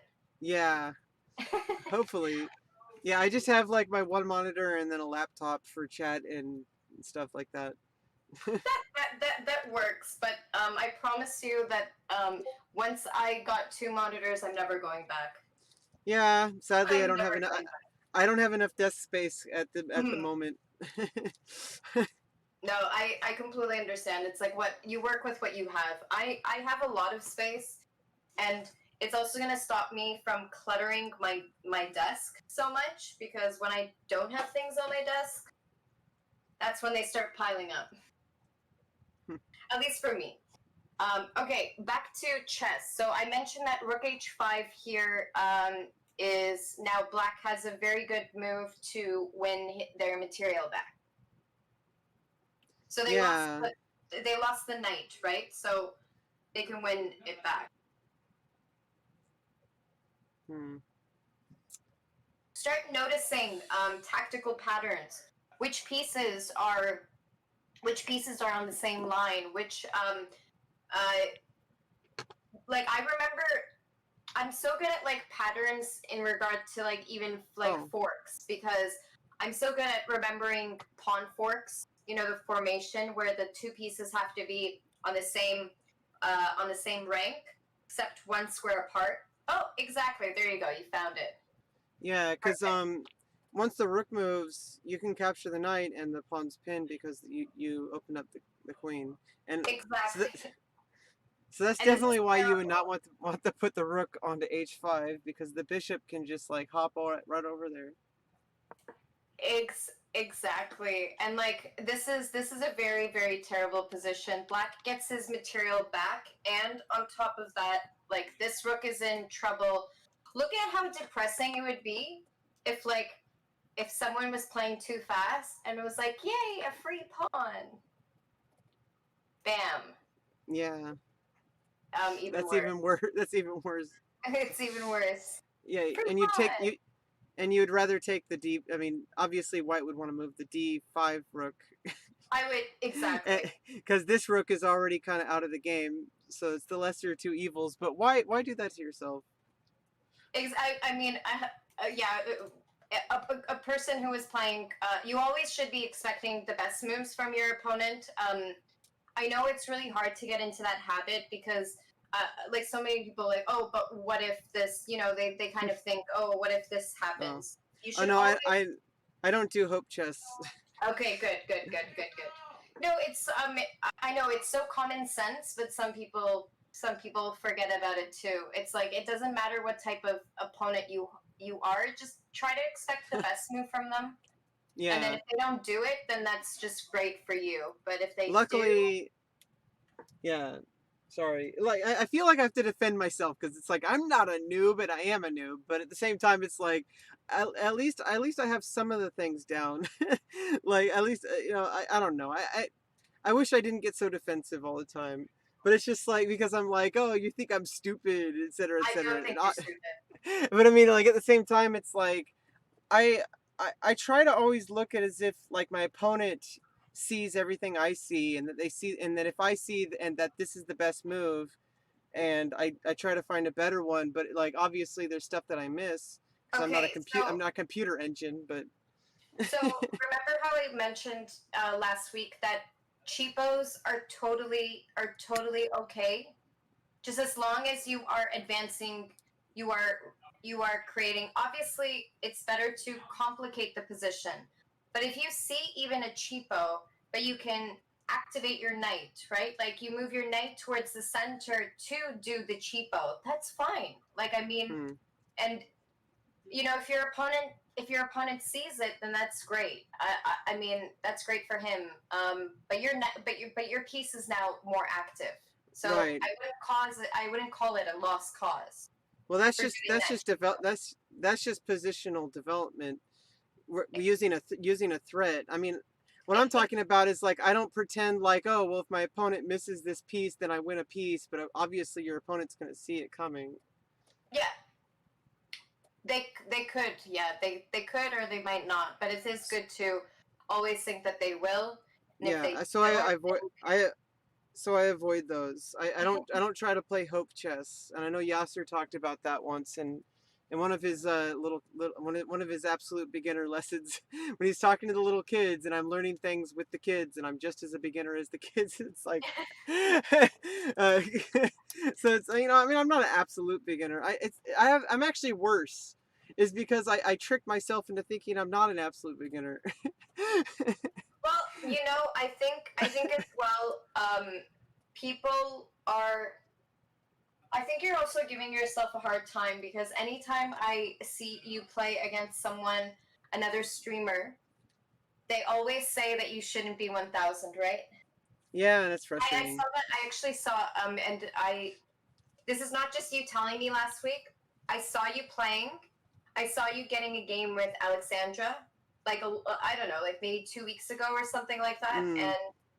and they did mention like Anna was like, oh, like Rebecca, like Rebecca's a really good player. Like we can't let her guard down on her. Like so, I remember her Anna saying that. It was during a sub, I guess, battle or something, or not a sub battle. It was sub Sunday. I rarely get to play streamers. Like I try to make sub Sundays, but I almost always miss it. For work. No, just because I just miss it. I have no work. Like literally, I know you're gonna like think I'm pathetic, but like this is all I do. No, but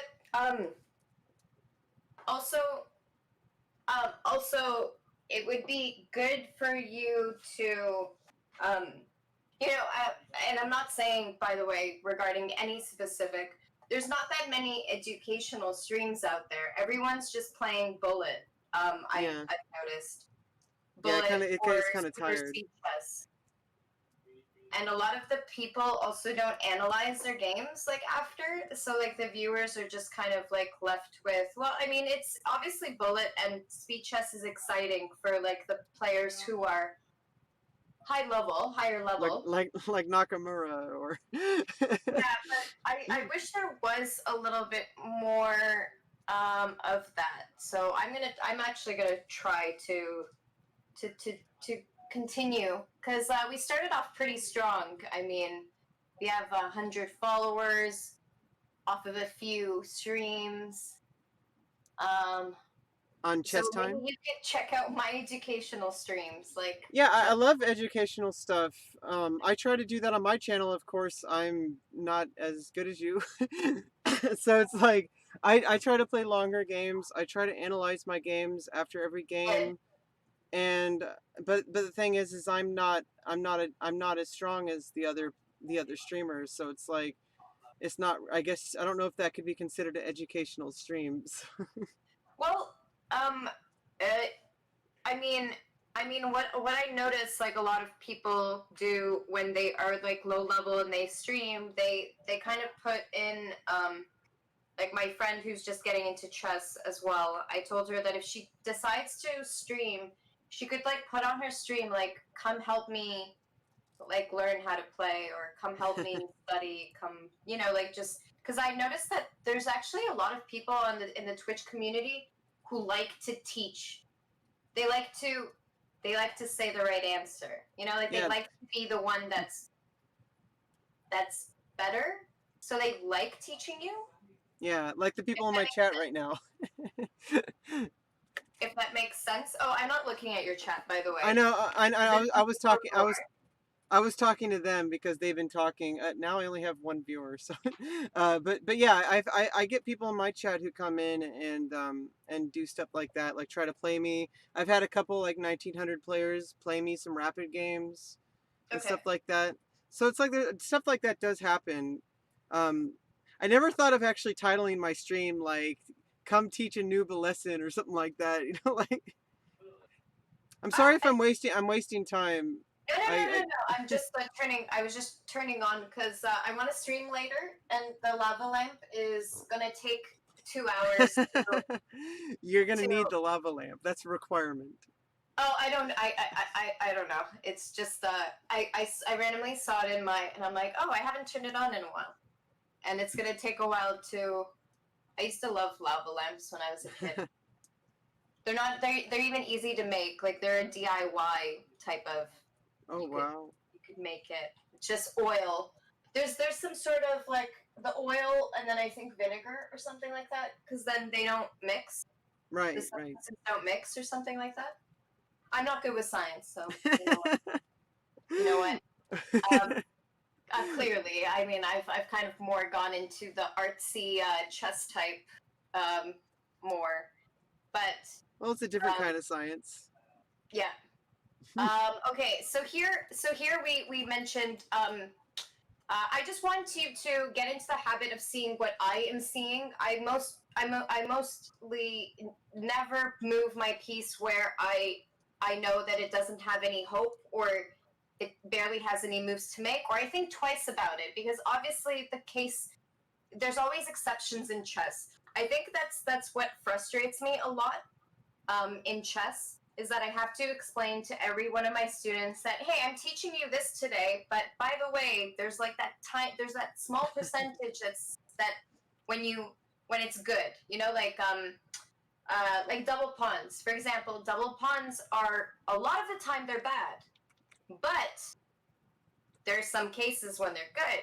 Same thing with like isolated pawns or a backwards pawn, and it's just like almost everything there's exceptions in chess, Yeah, and I always try to and just then you play. don't know when when the exception actually happens. Yeah, I try to play the position. I don't Mm-hmm. try to like hand wave. I guess they call that. Where you just Good. say like, oh well, in the Berlin you have to play Queen F4 or whatever. I Yeah. don't like some people just do that. They're like, oh well, it's an open Sicilian, so I have to castle queenside, and, Yeah. and they just like don't even look at the position. They just like kind of hand wave. And I try not to do that. Obviously, I've been trying to play less and less blitz games. I've been trying to play more rapid games with increment, and Okay. it's like so I've been because I keep doing stuff like where I just move without even thinking, and I just see the first thing, and I don't even look like more than one play into the future. Like I just look, okay, well I just need to improve my position. But then again, then you hear like all these all these stronger players like saying like, oh, just develop your pieces, make sure that everything's protected because at your rating, they always start it with because at your rating, like when you're talking like lower rated people, they say at this rating range, people just blunder pieces. But then I people play people who are like rated 900, and then just like protecting my pieces doesn't really cut it. And I Yeah. have to like think like, okay, well, this person is not blundering. I almost have to think like maybe they're a cheater, but then it's like, So if well, they're not blundering, that's actually why I was saying that those 5 different advantages and disadvantages, how it's like important. Okay, if there's no material advantage, that's it. You cross out that one. Then you focus mm, on king safety. Like, is it worth trying to go for the king? Or is your own king unsafe that you need to focus on? Like, if you get stuck in like no one's blundering, right? Like, you need mm, to analyze and you need to look at like weaknesses, targets that you can create, pawn structure. Um, as much as people make fun of Yasser Serouan about how he loves his pawns, But pawns are, yeah, I mean, as we mentioned, we talked about it last week, but pawns are extremely important. They basically, they also kind of state like where you're going to be playing, you know, especially if the pawns have been moved forward, they give a lot of space. There's a lot of benefits towards pawns, Mm. pawn structure. Then the space can help you visualize like where you should be playing. You know, the more space you have, the more or like where your pieces have more mobility, that's where you generally should be playing. Mm. You shouldn't be playing on the side where your pieces can't really work well together and stuff like that. So, Yeah. um, so If yeah, only I could stop blundering. that will have to, yeah. I don't know. That will have to come with practice because one day you'll just be so fed up. You'll become super cautious like me.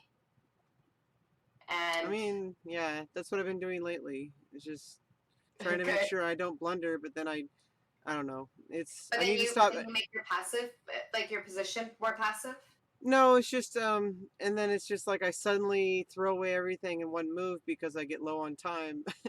and, and because I spent so much time playing cautiously and then I'm just like make a move in like 5 seconds and just So throw everything that away. thing, you shouldn't be upset at yourself. That's what my dad was always saying, especially if you're trying to orient yourself with the longer time controls, like the 45-minute games. If you're playing a 5-minute game and you seem like you're doing really good, but then you get into time pressure, don't be upset. You basically only made the mistake because you were in time pressure. Yeah, so maybe I shouldn't take it so deeply. No, especially if If it's just only for I knew how time to do that. pressure. If only I knew how to do that. I know. But you have to also get into the habit. If you're having a bad day, step away from the computer. uh, then Uh, I may as well just unplug my computer. I know. So then and unplug it. Honestly, then unplug it. No, because you get so fed up. yeah, Honestly, well, you, no. What I was saying was, if I did that, I would never have my computer on. oh, you would I never would have. never play because I pretty much always have a bad day. That's why I'm going to Oh, therapy. uh, but okay. I see what you're saying. Like, I don't know. It's like one of the biggest thing that's really been holding me back in life, and obviously since chess is like parallel to life in a lot of ways. Yeah, Like a lot of the things that are holding me back in chess are also holding me back in my real life, and also vice versa. So it's like for me, it's like I'll see something really clearly. I just like I see the steps I need to take, but then suddenly I just knowingly make a wrong move. Even like, and I'm like, okay, well, it doesn't matter, but it does, because like if you do something like scream at your boss and, and and get fired, because yeah, that definitely has repercussions. But yeah, like I do everything great, and then like I scream at my boss and lose my job. And and I mean, yeah, I've been going to therapy for that, and I don't want to get into that because I don't want to waste your time. But like basically that's like an autism thing, yeah. and PTSD and depression and anxiety, all that stuff. So it's like Okay. I don't know. I just I wish my brain worked. I hope it's not. I hope it's not a lost cause. I hope I'm not like I don't have like permanent disability and I'm never gonna be good at anything. No, I'm hoping that us, you know, going over this game, and you know, like later on um, when you can take like more lessons, you know, from me or from other people. Mm, Hopefully, that will like slowly help you improve, um, yeah, and I then should. I should. maybe I should yeah. be able to get another lesson with you too. So like last week I said maybe we'll take a hiatus. I think maybe right now at least. So after today, like if you're free next week or the week after. But I'm sorry if just if I ever need to stop talking, just tell me to shut up because I get really talkative and I interrupt and I get off track. No I worries. get I knew that this lesson was going to be on stream, so so it it shouldn't just be. always chess oriented. I mean, we're talking about chess, but we're also talking about like the psychology and what Mm. what can help you improve. Yeah, Okay, so and I'm going to interrupt you one more time yeah, because I just needed to let you know whenever I get, and now I'm interrupting myself. Whenever I get something that I feel like somebody has to have this information. I don't know why, but anyway, I don't know, autism. Uh, but anyway, what it is I'm like this even off stream. So it's like if we were having okay, a private lesson, I would still be like this. So yeah. if you have, I mean, you might think that I'm exaggerating, but you'd probably be surprised. Well, uh, generally why even with my lessons that are like my lessons that are 1 hour, the way that I always set it up is that I have like this half an hour resting period because I know for a fact that I might just like we might get off topic, and I always mm, feel bad if I ever go off topic oh, that well, I can't accept the full hour that it's like the full hour because like if it's like a 3 minutes you go off topic, that person is paying for the 3 minutes, right? mm, I understand that somewhat like they are also contributing by going off topic as well, but I don't think lessons are fun when you just have like this strict 1 hour. I also never ever like cut off at the 1 hour mark, even though I know a lot of instructors do. They're like, oh, it's like they look at the clock and they're midway in a sentence, and it's like, oh, 1 hour's up. well, I mean, I guess, by the way, never feel bad about going off topic with me. I have all the time in the world. So do not I mean I'm self-deprecating a little bit, like I'm saying that I'm like a loser. But no, I have absolutely no life outside of this. So if you want to take extra time to take a breather, and especially if you've had a long day, I'm compassionate. I actually feel bad for taking your time. Oh, But also in relation to that, I also feel like I don't think you should be too angry with those people, because then you have to realize, well, maybe they're just budgeting their time because maybe they have to get onto a train or something, and yeah, of like course.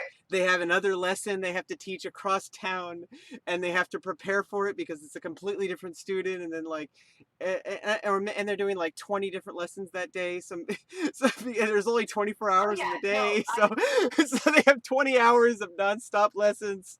oh no, I definitely tell my students like if I end up accepting another student and I'm or if I actually have plans, I tell them ahead of time. I'm like, hey, today we're gonna try to keep it as a strict because I actually had to leave at the 1 hour mark. Like Hmm. because sometimes I do have a life and I need to get out of the house and Yeah, and somewhat again, socialize. if it ever drags on too long, just don't feel bad. You're not going to hurt my feelings. There's only a very few things that'll hurt my feelings, but the things that do really hurt me. So I'll let you know. You will know. Okay, like don't worry. Subtlety is not in my vocabulary. Okay, perfect. Okay, so last week we were going over how rook b3 in this case is the best because it stops the queen from going to Hmm. b4. Um, Another thing is if we take a look, like for example, there is a move that is safe to move like rook to d3, but you want to refrain your opponent from having like tempos. Because if we play like rook to d3, I understand that we're potentially thinking about capturing, maybe the pawn on d5. Sorry, d4. Um, but by playing rook d3, you're now allowing another piece to come involved in the game, right? And now your rook has to move again, rather than you focusing on how to, um, how to get your king into safety. So think twice about making a move where your opponent can make their piece better and also gain a tempo. Hmm. So that's why I don't like rook d3. It's just like bishop f5. and it's asking for it. It's asking for bishop f5. Yeah, because then it's like you're reacting to your opponent. Like your Yeah, opponent gets to control what's going on. yeah, and also rook d3 does not stop the queen from going to b4 as well. So Mm. it's kind of like potentially ruining the our purpose. Our purpose here, by the way, is after rook b3 because Karpov did play bishop to f5 here. But if he didn't do it, for example, knight takes d4 is actually possible. Like if it was white's turn to play right now, because even after, remember how we were doing the teleportation, how we want to get the queen here? So maybe the queen can go to c5 and do a double attack. Why is the case different here is because the queen can actually go back to d3 and defend the knight, but also be able to block the check on Right. d1. And that's what the huge difference is. Why in this position you actually cannot capture the pawn on d4. You see, this bishop is taking away any possibilities for white on this diagonal. So the queen cannot come back and start defending. Yeah. Yeah, I was like, I was looking, I was like, wait a minute, I'm going brain dead, and I'm like, oh, duh, there's a queen that can come over to d3. Exactly. So you can't. But earlier, like for example, actually, I've when I was looking at, I'm trying to remember. There was even a time when it was okay safely to capture the pawn on d4. Personally, I don't think I ever will capture it. I don't think I will.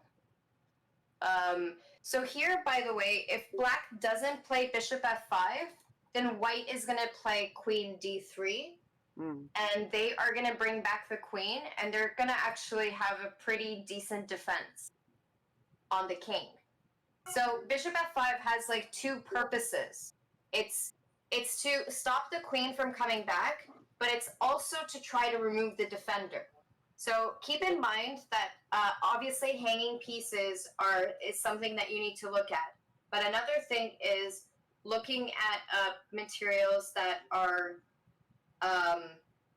what is it, like when there's only one defender versus one attacker. When there's only one defender of a piece, it means that it shouldn't be too hard to attack that piece and then stop it from protecting. So here in this position, what black notices is that there's only one defender on b4. So that means that if we attack this rook, then we can gain access to b4. It's easier to get rid of a defender when there's only one. If there's like five, of course, maybe you should rethink your plan. If there's like five defenders, it's like, whoa there. Okay. Yeah, maybe he's too overprotected. So yeah, like. Sorry, I'm just gonna delete this move because it slipped. Okay, so after bishop goes to c2. So threatening bishop c2. Here we were talking about how so remember we purposely moved rook b3 to stop queen b4 check. So we were coming to the conclusion last week if the pawn on d4 is unpoisoned. But do you remember? Well, yeah, because now you can't play queen b4 check because the rook will just take. Exactly. But remember, even like the most obvious moves might have bad consequences. So what is the problem here after knight takes d4? Seems like totally a normal move. Well, maybe I'm gonna go crazy here. So maybe you could put the rook there, and then you could still play bishop c2. Okay, that could be a possibility. Not that rook. Teleport your pieces. I love teleporting. Where would you want if you were playing black? Where would you want? There you go. So that should give you.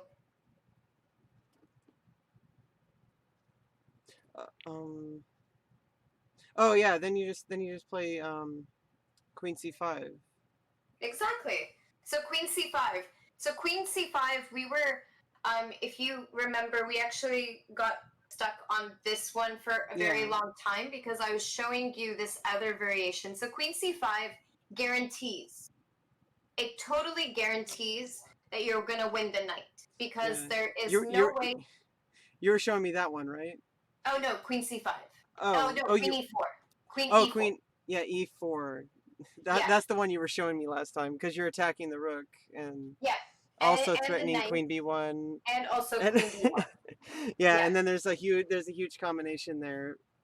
But but exactly. So but queen c5. with queen c5, as I said, that this one definitely guarantees that black wins back the piece because if they defend against the checkmate, they will lose the knight, and if they move away the knight, they 100% will get mated. So after queen c5, there's no way. I mean, there's no way around it. If the queen moves here, I'm sorry. Okay, I guess they lose even more material. They lose the queen. I mean, um, if pawn goes to e3, this is not actually a defense. The knight is not defended. Keep in mind because of the Yeah. pin. So yeah, there's basically nothing that white can do to not lose the knight. But queen e4 is now, this is like to take the chance because even in chess you have to take risks. So queen e4 complicates things because so we've created a fork, right? We've created a fork. And if Mm. someone is very greedy, if white is greedy, then they can actually defend the rook and the knight. And how could you defend it? Yeah, knight f3. Knight f3. But knight f3 comes into a Queen very b1. bad. Yep. And how do we win the game here? Uh, well, queen c2. Yep. Queen c2. The king has to move to e1 because And then notice your rook or black's rook is creating a yeah, fence. and then king c1 mate. Yep. Perfect. So, but I did remember I was mentioning to you that the computer doesn't necessarily like queen e4, and it states that it's like +1 for white. But I would never want to play this position. So the computer is recommending to capture the bishop and give up this rook. Yeah. Um, Yeah, and we we were were talking saying about yes, this. the two pieces for the rook, right? So should be winning. But from a realistic standpoint, I don't know if I would want to play this position as white because this and this is coming next. This bishop doesn't, I don't see for a while. I mean, how is this? It's going to take some time because what white can maybe do is move the pawn up, then move the king out of the way, and then the bishop has hope. But it's not like black is going to sit there and do nothing. Yeah, and like you said, that's what the engine would play because the engine is God. Basically, because they can think like 30 moves, they can see all of the yeah, they can see everything. And a computer does not have emotions. They don't they're yeah, they just have everything calculated, so they have no emotions. They're not worried about this position because they already know what the result is 30 moves in advance. But as a human, I mean, maybe a grandmaster, if two grandmasters were playing this, I wouldn't be surprised if Yeah, maybe because they're white yeah. would win here. I wouldn't be surprised, but we're not grandmasters. Yeah, I'm I not a mean, grandmaster. You're they're not a they're ba- grandmaster. they're I'd be basically terrified. computer. They're basically computer engines. Yeah, exactly. They're really high level, and yeah. So I don't know. I don't necessarily expect. Sometimes you have to have a feel. You also have to. In some cases, you also do need to know the rating of your opponent, because if you're playing against maybe a lower level, then you can totally do something like this to maybe win, maybe to win the game. Hmm. Yeah, and in worst case scenario, you could just like rough it out if they happen to play the best reply. Yeah. So I mean, so queen e4. I don't know. I guess it depends what. Once again, who I'm playing against. Because if I was playing against someone who is higher rated than me, then I might not play queen e4. Because then who knows, if I'm not 100% certain regarding this variation, if confidence is important in chess, because you should try to be confident in your game. If you're not Mm. confident, then for the rest of the game you're going to be playing defensively. Yeah, you might be weakening your position, but I like this. I think I would play queen e4, especially in like a blitz game. I would totally go Mm. with queen e4. I don't It's know. A guaranteed knight with queen c5. That looks pretty it tasty is, to yeah. me. Yeah, but there is a very high, there's a pretty high possibility that knight f3 might be played if a Mm. person was trying to be greedy, as I said, and save Right. both of the pieces. Then they can even get mated. Um, so yeah, it's all about preference. If you want to take the chance, I mean, sometimes you just have that day that you want to take risks. But if you want Mm. to play on the safe side, play queen c5, Like obviously. if you're playing a higher rated opponent and you're also not playing bullet or blitz, Yeah, and I would both play players queen have c5. time on their clock, then you want to go with like, well, my opponent's probably going to see how to reply to queen e4. But if it's like like both of you only have like 2 minutes on the clock, and you see queen e4 attacking the rook, and then Yeah, like after the fact you're like, oh, I hope they don't see this move. But then after you see it, you're like, oh well, even then it's still like not bad for me. no, I don't. I honestly don't think it's bad at all for black, because I don't see a very straightforward response for white. I still think that after this position, white is playing with Fire. yeah, exactly. That's a good word. That's a good word. Yeah, kind of. Yeah, playing with fire, or they just. I mean, they have to play super. I think they have to play pretty defensively and just have to understand that even black could decide to maybe double up on the e file, push the pawn. Anyways, I kind of like potentially this position for black, but Hmm. okay. So but anyways, that was not played. So we know that knight takes d4 is, so this is still a poison pawn, and I just want to get you into the habit of that. Even obvious moves, they can be poisonous. They can Hmm. be bad. They can be bad. So knight takes d4. Yeah, knight takes d4, queen c5.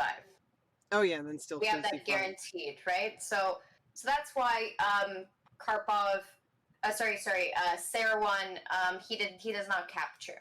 Yeah. Okay. For a second, I thought because I forgot the knight. This is the real position in the Yes. game, and Yes. then obviously, Yasser did not play knight takes d4 because I was like, wait a minute, like because I was thinking this is a totally different position than if knight takes d4 Mm-hmm. if black could move twice and play well, I mean probably play bishop c2, but even if black can move twice and play queen c5 here, you're getting your queen into the queen side and Yeah. attacking, but you're not winning a piece. But Yeah. so I was like, for a split second I was like brain dead. I'm like, wait a minute, what? Like, why would you play queen c5? And I'm like, oh, because that was a variation. I'm like, I'm like, oh. Yeah.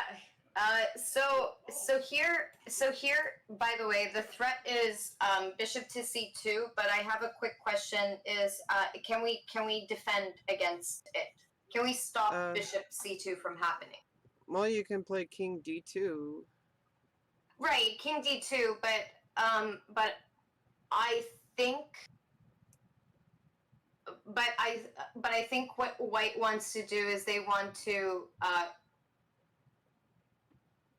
they white wants to kind of step away from that, step away from keeping the Mm, king in the center, because there's right. just so much. Also, this bishop is still here, this bishop is still here, so it is very, in my opinion, I think it is very scary if you play king d2. Now rook or queen Hmm. comes down, and now there could be a lot of issues actually. So if you play king d2, queen c5, now queen c2, well, the mate, queen c2 check and queen c1 comes Hmm. into play. Starts getting a little bit scary here. Um, Yeah. I mean, maybe you can move rook b5. okay, That's okay, still so guarding against queen b4, and you're also threatening the pawn on d5. okay, so that's a good point, and this is where tactics come in. So, uh, take a look. When my rook moved to b5, Oh, it right. should automatically give you a trigger. Yeah, I think we did this last time. Yeah, because then bishop d3, and Mm-hmm. then you can't take because of the pin. Uh, Yep. There's yeah, and now I'm actually getting pretty scared because I'm not actually worried too much about the rook on b5 that's hanging. I'm actually getting a little bit worried about bishop takes e2 because yeah. that will also um, have some discovered attack, maybe some mating discovered attack. But of course, like if this doesn't work, if we calculate that bishop takes e2 doesn't work, then you just win back the rook. Yeah. But I do think that there is chances here after bishop takes e2. Yeah. Because the rook is going to be still in danger. Like even if the queen moves away, right? Queen a4, bishop takes e2. White cannot recapture because of checkmate. So the rook and the knight are still both going to be under attack. There's a discovered attack coming. Oh my god, there's just Yeah, and brutal. yeah, I don't know why I even think about moves like rook b5. No, but it's good. Like you should. Okay, every teacher is going to tell you this. It is good that you are stating moves. It is bad for you. It's good. Okay, so even if you are not 100% sure that you wanted to play rook b5, now you at least know exactly why we don't want to play rook b5. I Yeah. don't want you to be in like this you know, I don't want you to be in this world where you don't know what's going on. Oh, rook Well, b5 doesn't seem good, but you don't know well, no. exactly. The Yeah. problem is like obviously when we're analyzing, I can see like, okay, well, what about rook b5? And then I'm like, oh, wait a minute, but the bishop can come to d3, and then I'll like Yeah. throw away that move. But the problem is a lot of the times I'll be playing games and I'll make moves like that anyway, and then it's too late. But then again, we get back to the whole like it's because I'm playing blitz, and I still do that in my classical games. I was playing a 45-minute game, and I just made a total like basically a move just like rook b5. like Sit on like I your made hand. what? Sit on your hands. Yeah. I Yeah. know, I know this is funny, but honestly, sit on your hands. Only take your hands out if you confirmed 3 times. If you've confirmed 3 times and you still make the mistake, then there's obviously a bigger problem Well, that's what I'm talking about. Is ongoing. I spent like 5 to 10 minutes on that move, and I didn't even see that there was like a piece hanging. I was so stuck on like, oh well, I need to activate this file and I need to attack this piece, and they can't take because of this, because of the pin, and I'm like, oh wait a minute, but then the piece is hanging. Yeah, But it was too late. Like I made the move, and as soon as I made the move, like my opponent hasn't even made the move yet, but as soon as I make the move on the board, I see immediately like, oh, what did I do? Like it's like I wish I saw that before I made the move. yeah. I think you just have to come. You have to maybe just put it into your mind, like don't place your pieces on the same line without feeling hesitant about it. Um, you have to just know. I think you just have to get into the habit of knowing all of the tactical patterns, like Yeah. pieces on the same line. If a battery, discovered checks like that, those are popular. You know, Well, that's I've been memorizing doing. all of the different forks with the knight. I Mm. think that was one of my hardest when I was growing up is Yeah, and your dad put them on every single possible square. yeah, And by the way, I have a really good memory. I have like a perfect memory basically. So it's like I'll remember things from last lesson. Like you'll be talking about something and but like I remember the entire conversation. It's good okay, for you to good. bring it up. I'm not. I try not to interrupt people. I'm No, no, sorry no. if I. It's good. No, it's good that you told me just so that no, it's but yeah.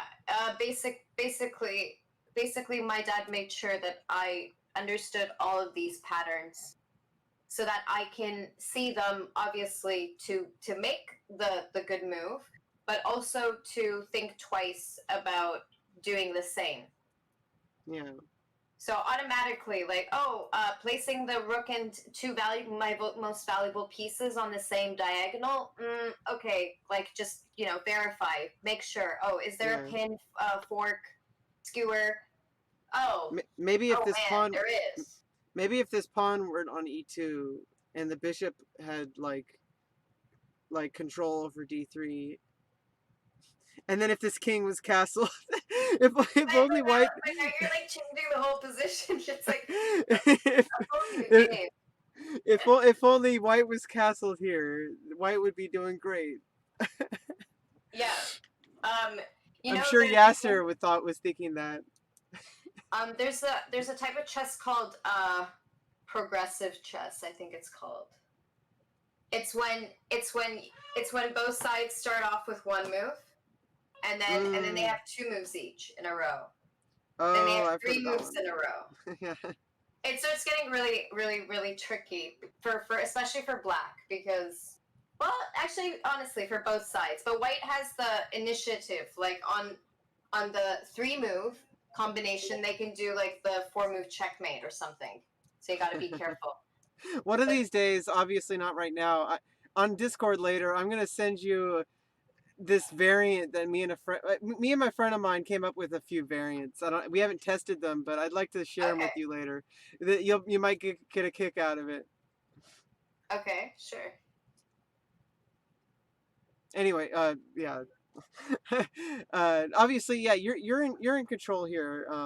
So obviously, I'm not gonna like pretend like I'm trying to take in everything that you're saying because like obviously I'm not gonna stop you. I'm gonna stop myself if I feel like I'm going too long and I'm wasting your time. But like at the same time, like a lot of this stuff, like I don't know what I don't know, and like Yeah. so some of these things like you're telling me like I don't know what I don't know, so it's like I can take it in, and maybe I don't understand why you're telling me right now, but I'll understand at some point. Hopefully, and that's why I did want to briefly like go over like the moves that we kind of already did. So here, okay, so here with rook b5 is a problem. Knight takes d4 is a problem. Um, so rook a3 is also a pretty big problem because you're allowing now the queen to go down to b4. Yeah, Now I understand that this is not like winning material, but see now the problem is here. For example, is that if the king moves away after queen takes b2, I mean, there's this checkmate that is coming in. Queen c2 checkmate. There's also like rook c8 and then rook c1. There's queen b1 check. There's just so many things here that black can all of a sudden with just this one queen move come in and start causing these problems. So moving. Oh, and also another thing that I wanted to say is that yes, there is knight d2. Sorry, here, knight d2. Technically speaking, but after capture, we could threaten another mate, and on top of that, like white should really think twice before putting their piece under a pin, because actually, when the knight moves to d2, white doesn't even realize that actually they can't castle. They've they've they forced their king to keep protecting the knight. So they're giving another reason for not being able to castle by playing knight d2. So, because like what ended up happening in the game, so after analyzing this, basically white just gave up on this rook because basically if the rook moves away, that there's just the attack is way too strong. So the main priority is to castle. Keep in mind, this queen is defending the pawn on e2. Okay, keep in mind. So after bishop g2, we're just trying to quickly focus on castling. Okay, so here in this position, black, of course, continues on with his plan because he is the losing side. He sees that white is about to castle, and he needs to either, like, he has to win back material. Like, he needs to try to win some of it back, because otherwise, white is just going to castle and be up a piece. So, he plays bishop to c2. Now, here, I always do this, I want you to think twice about this, okay? Before you make your move. Why is rook d3 bad? Please think. Okay, so it looks obvious, and we talked about this, like sometimes the obvious Okay. moves might not be great, but I'm still going to think about it. So if bishop takes d3, well, you can't take with the e-pawn. Is this a trick question? Are you trying to trick me? Because this looks obvious. Because It I want looks you to look at obvious. the whole board. It's very important. Okay. People forget to look at the whole board after every single move, and I even make that mistake. That happens to me. That happened to me actually really recently on stream. I was focused on one side of the board, and like I missed a very easy checkmate in 2 just because I was so focused on the king side, but the mate was started off on the queen side. It was weird. Anyways. Wait, so rook d3 is the mistake. Yes, very big. Okay, mistake. I thought you were saying that it's black is losing here. I'm like, what? No. I'm like, so rook d3 is just a huge, terrible mistake for. Okay, so bishop takes d3, queen takes d3, but you just got a rook for a bishop. So look at the whole board. Look at all of black's pieces. But then queen b4 check again. Not queen b4. Oh. Right, so bishop takes. You can't take with the queen because. Well, you can take with the queen. Oh. You Okay, can take with the pawn. Oh, well, I know that, but I'm just saying, like, but then. I mean, you could just trade off queens, but then. Oh my god, you're looking in the right. You're just ruining the move order. You're looking in the right direction. Okay. Not the capture. What was your after? What was right. So start with start this mate in 1. Mate in 1. Yeah. Okay. I'm so maybe I shouldn't put you on the spot on stream. No, do that all the time. I'm not embarrassed about myself. I'm embarrassed for myself. Well, I do this always with every student of mine when I go over the game, because it's not like I want them to feel bad, but it's just that they, in the very starting position, that was one of the first things that they told me right here, is that, oh, white cannot castle because of queen takes e2 mate, right? So they can't play bishop g2 and try to castle. Like a lot of my students, when they analyze the position, they tell me that. But then, because that's the giant threat. Like way into the game, they forget about that threat, and that's why I do like using this as a. That's why I like playing rook d3 first, even though. Maybe rook b5. Rook b5 is the same thing. It just, whatever blocks off the diagonal of the queen, you are now getting mated. Yeah, that's one of my biggest issues. Is that's what I was saying last week. It's like I'll completely forget like what the threat was, and it's like how like I'll see it, and then like 4 moves later, like the threat still hasn't changed. Like the board, the threat on the board hasn't changed. The only thing that's changed is that I forgot about it. So that is why it is very important to calculate. I understand that in fast games, it's really hard to do so, but when you're playing in those like 45-minute league, you should just refresh your memory by just analyzing the position again. Just like refresh your Hmm. memory. Like, what are your pieces defending? That's Yeah. I'm kind of like it should be honestly, you should be kind of like a laser printer or something, where you're after every move you just rescan the Hmm. board Yeah. after every move. That's why even in my beginner book, um, I that is one of my main focuses, like 5 tips, like strategy tips, and that is one of them. Is look at the whole board, and people always forget to do this, including players of my level. As I said, Yeah, it it's a big happened two one. days ago when I completely forgot. So Yeah. it's looking at the whole board.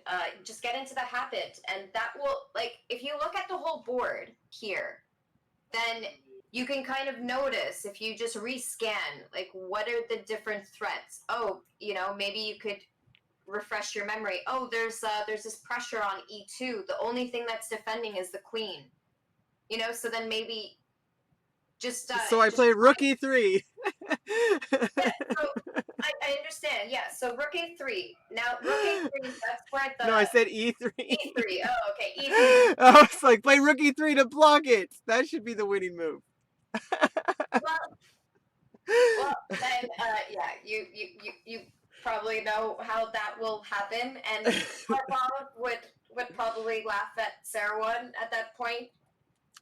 I Um, don't know. Maybe he would quietly like just wheeze and no, no, and no, no. do a double take. Harbaugh is he's a really nice.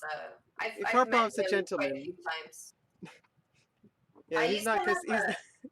I used to have a board because he came to Toronto for like when I was a kid. He ran some sort of like weekend chess camp, um, and so there was a simul, and I got a Nice. draw with him when I was 13. Nice. But by the way, it wasn't by game. I was actually down material. He had a bishop and I had a pawn for the bishop. But I was very stubborn and I didn't want to resign. And I was one of the last people, so he offered a draw. And I know a Nice. lot of grandmasters do that, but I think and a lot of people, and when I started doing simultaneous exhibitions, I started also giving away draws because you don't even understand, but that actually gives motivation to a lot of people. Right. Yeah. Like a lot of you, like especially young people, they're like, "Oh my god, I just drew like a titled player. I want to play chess forever." Yeah. Well, I And mean, I guess it's better than giving them like super bad false confidence. Like if you say, "Hey, you're winning," even though they're like they just have a king. yeah, Like, yeah, no. I mean, at that point, like, no. The idea why he gave me is because we were really close towards an end game, and it was actually like fairly close. It was rook, bishop, and pawn versus versus my rook and 2 pawns. So it was very close because imagine if he traded off one of his that one last pawn, I could actually potentially go for a draw because wait, like or wait, I think theoretically king, rook, and bishop is a draw theoretically. mm, Theoretically, oh, king and but, rook but versus king and obviously the bishop, losing side or has to be very precise. you mean king and rook versus king and bishop, or king rook Yes, and yes, okay? yes. Sorry, Because I was like king rook yeah, and bishop. rook How and is that? bishop versus king and rook. Yes, yes. So I mean, obviously the grandmasters they still feel the position. They're not going to give away. They're not going to just give away a draw for. He just felt like. I mean, he just felt like I tried really hard. I was I didn't want to. I wasn't offering him a draw. I wasn't. I was just, you know, Calculating playing my machine. game. And and sometimes, after they've been doing a simul for a long time. But what is really sad? So I had a signed board by him, and someone stole my board. Oh, Someone stole my board. I had it at my chess club. It was I founded a pub chess club in downtown Toronto. It's not like nice. I don't own a pub. It's just a pub needs more people on Wednesdays, and I bring them clients. So we Nice. have a night. We have like a mutual understanding. I don't pay rent. I don't pay rent, but but the people buy something from there. But anyway, so I Nice. shouldn't have left it. Someone definitely just came to the club and just picked it up and Oh my left and god. probably sold it on Amazon Wow, because yeah, probably. getting a signature from the world champion, you could probably sell it for about, there's some people who collect that stuff. Yeah, but this person, I can't stand these kind of people. They have absolutely no remorse. Like obviously I'm the kind of person who would never do that, because if I did something like that, I would never forget it for the rest of my life that I did something so terrible. But that's the reason why I don't do bad things, is because I'm like, oh well, that would be a really shitty thing to But do, and I would feel like a terrible person for the rest of my life. but see, the problem is that there's always bad people out there, and as much Yeah. as I I always want to look for the best of people, because by the way, I had two bad things happen. I became 2 years in a row. I became Toronto Women's champion, and we get a Mm, clock, and the clock is engraved, and so I should have kept those are really nice memories at the same club, because like it was my club and I wanted to have a signed board by Karpov, because the people are coming there, and they might feel nice playing on a board signed by a world champion, right? Like I mm, donated it to my chess club. You'd think that it'd be fine that I donated. I also donated the clocks that had the engraved Toronto Women's Championship. mm. One of the clocks got stolen. Like, so now someone is Toronto Women's Championship. Wow. Someone has this clock that has, I mean, it's kind of funny to me. It's like majority of the people that went to that pub chess meet were men. So good on you. You have a stolen clock and you're a women's champion. Good Wow. for you. Most likely they just sold it. That's messed up though. Why would somebody want to buy something like that? I mean, like maybe they made it look like it was like, oh, collector's edition, make it look like they didn't steal it. I honestly, I have no idea what people. But now I've come to a conclusion that, Don't trust anyone.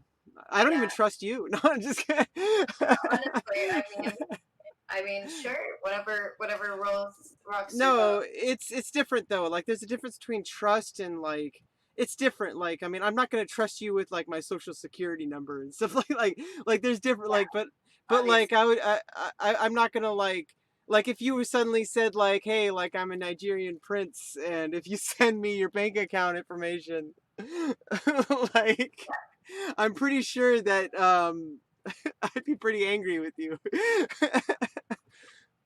I mean, of course, but I mean, I wouldn't really give my social insurance number, honestly, even to my best friend. Like I'm currently, obviously, I'm getting married, so he knows Oh, congrats. everything Oh yeah, and you said all your fiance, yeah. access.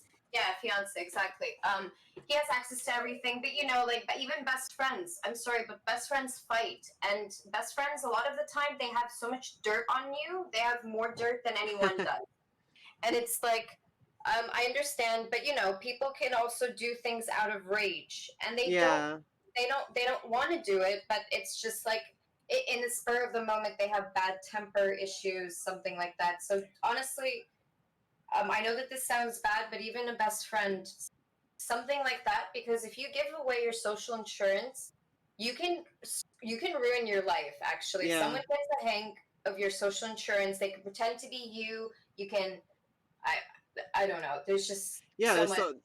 I've met the worst people in this world. Like I know I seem very young, but I've been I've I've you know, like I told you, I was homeless for a while, so it's like I've met the worst kind of people. I've learned not to trust anybody with anything. And it's interesting how you said like be careful what you do with best friends.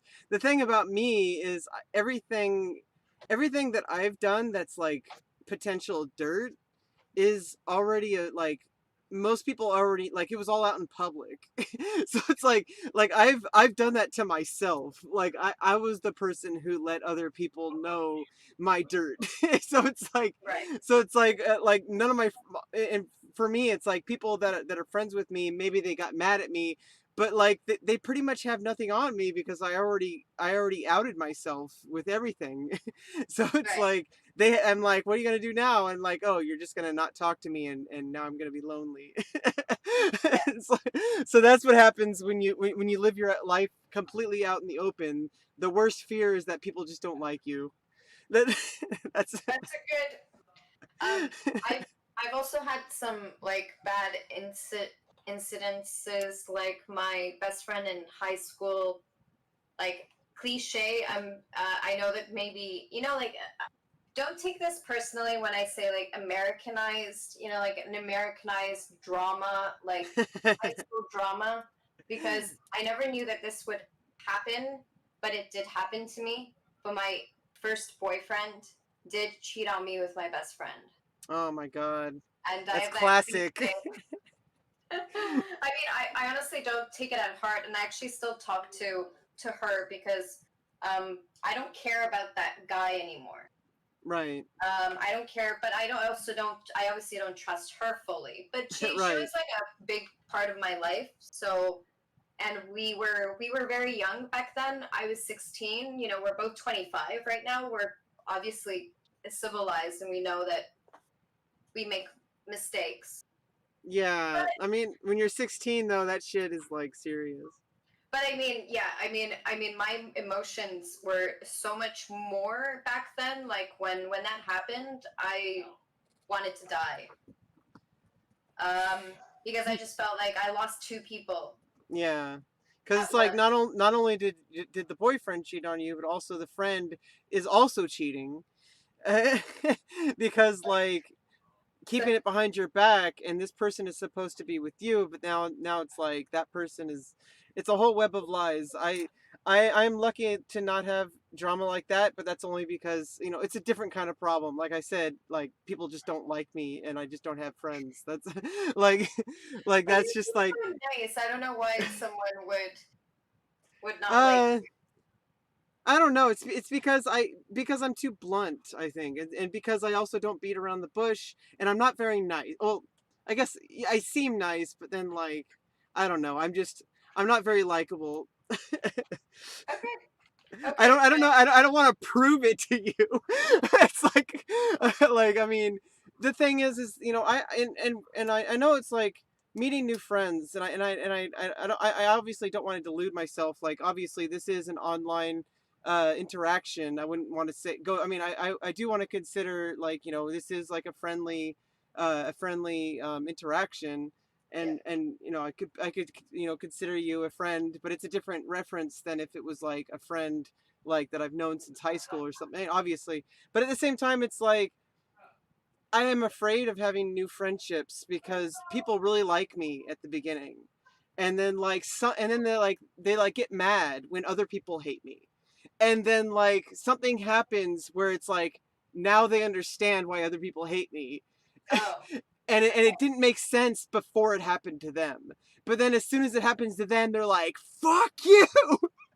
they're like, they're like, okay, because like for some reason I have this curse where it's just like I can't make friends. It's just like people and then but then I do have friends who have been here because they're just like they understand that like there's just something like I'm trying really hard to like be nice and to do good yeah, things and to have friends and to like be like and not make a problem. And then some people just like avoid me, but then these friends of mine, like even through all the worst of times, like I'm 32 years old, we've gone through a lot, so it's like Like there'll be times like where I literally like punched one of my friends in the face, and and like he blocked with his hand and he couldn't play guitar anymore, and like he got like that kind of stuff. Yeah. I mean you can tell I grew up as a guy, so it's like Yeah. so Yeah. it's like that's different kind of drama. Like I said, like I didn't have that kind of drama with like oh, you stole my boyfriend, the cliche like Yeah. uh high school television high school kind of stuff. But anyway, it's like all this shit happened, and Good. like I have like two or three people who are still there, and I don't know. It's just like I'm afraid. But I'm those are afraid. that's good. That means that those are the friends that are worth keeping because they Yeah, stuck around through all you've been with and your transition and everything. yeah, So that's been a huge thing because like since starting that, like everything, like I've been going to therapy, like all the toxic stuff just kind of like it's not gone, but it's just yeah, like it's still there, but I'm dealing with it instead of like it's there. And like that meme where it shows like the red eyes and it's like like all the shit that I had was like blaring and like everybody was suffering from it. And but yeah, now it's just like it still hurts. It's like ripping off this giant band-aid and like and then I have to come up with there's all this repercussions, but it's like back then I didn't really deal with stuff like that, and so obviously I've changed now, and so I shouldn't be afraid, but like I'm still afraid because of the past experiences. of And course. I know this isn't like a therapy session, but but that's basically what me and my therapist are working towards, like undoing, is like all this stuff that's basically only in my head, because like you said, I seem really nice and it seems like I'm great, and and people like think I'm lying when I say like, oh, I have a hard time interacting with people, I have a hard time making friends, I have a hard time doing interviews or Yeah, going to work, and then people don't understand because they only see the surface, they don't see right. all this like struggle that I have to deal with. And this is pretty much why I can't have a normal job, and that doesn't mean I can't work for the rest of my life. Like maybe I have to go on permanent disability for until I can get something that works, but I don't know if that's happening right now because it's like this whole coronavirus thing is screwing everything up. But at the same time, like I'm trying to work towards something that can work for me, and I could potentially, like I did teach chess to kids, and like I mean, obviously doing lessons with you, I can take a few, just observing our lessons, not even Yeah, asking you for specific pointers, but obviously if you ever share pointers with me, obviously I'm going to listen. But at the same time, like just watching, like I'm learning, and I'm learning chess, but I'm also learning how you teach chess. And so it's good, like put that together with all my other experience, like as a musician and being a student of a teacher from a music standpoint, and also being a student and also teaching beginner children how to play chess in a classroom setting where there's like specifically only an hour. Like I know, yeah, like we're getting really off top. I'm pretty sure we're done. I don't know. I don't know, but our I mean, obviously I have plenty of time. I'm not rushed for time, but I'm trying to worry about your time. So obviously we have a ton of stuff to cover, and I do yeah, want to get at some point. Uh, yeah. I'm pretty sure after the next lesson, whenever that is, hopefully next week, that I might have to go on hiatus because I don't have an income. So it's like I do have And money, but it's just like I can't really I spend it. I It's like, understand. Don't worry. Don't worry. As I but said, yeah, with the quarantine, everything is a lot more flexible.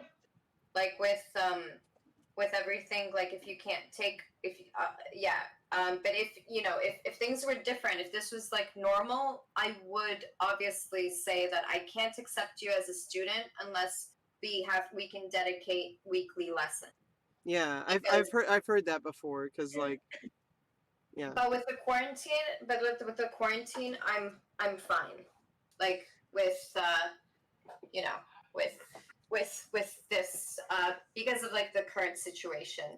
I don't Yeah, have to travel. I don't have a social life that I have to well, worry about. Well, I don't really have too much of a social life because I'm in school, but mm, whatever I have of it, of Yeah, course. that's pretty much why I haven't really pursued private lessons before, is because most people want you to dedicate like a whole bunch of times.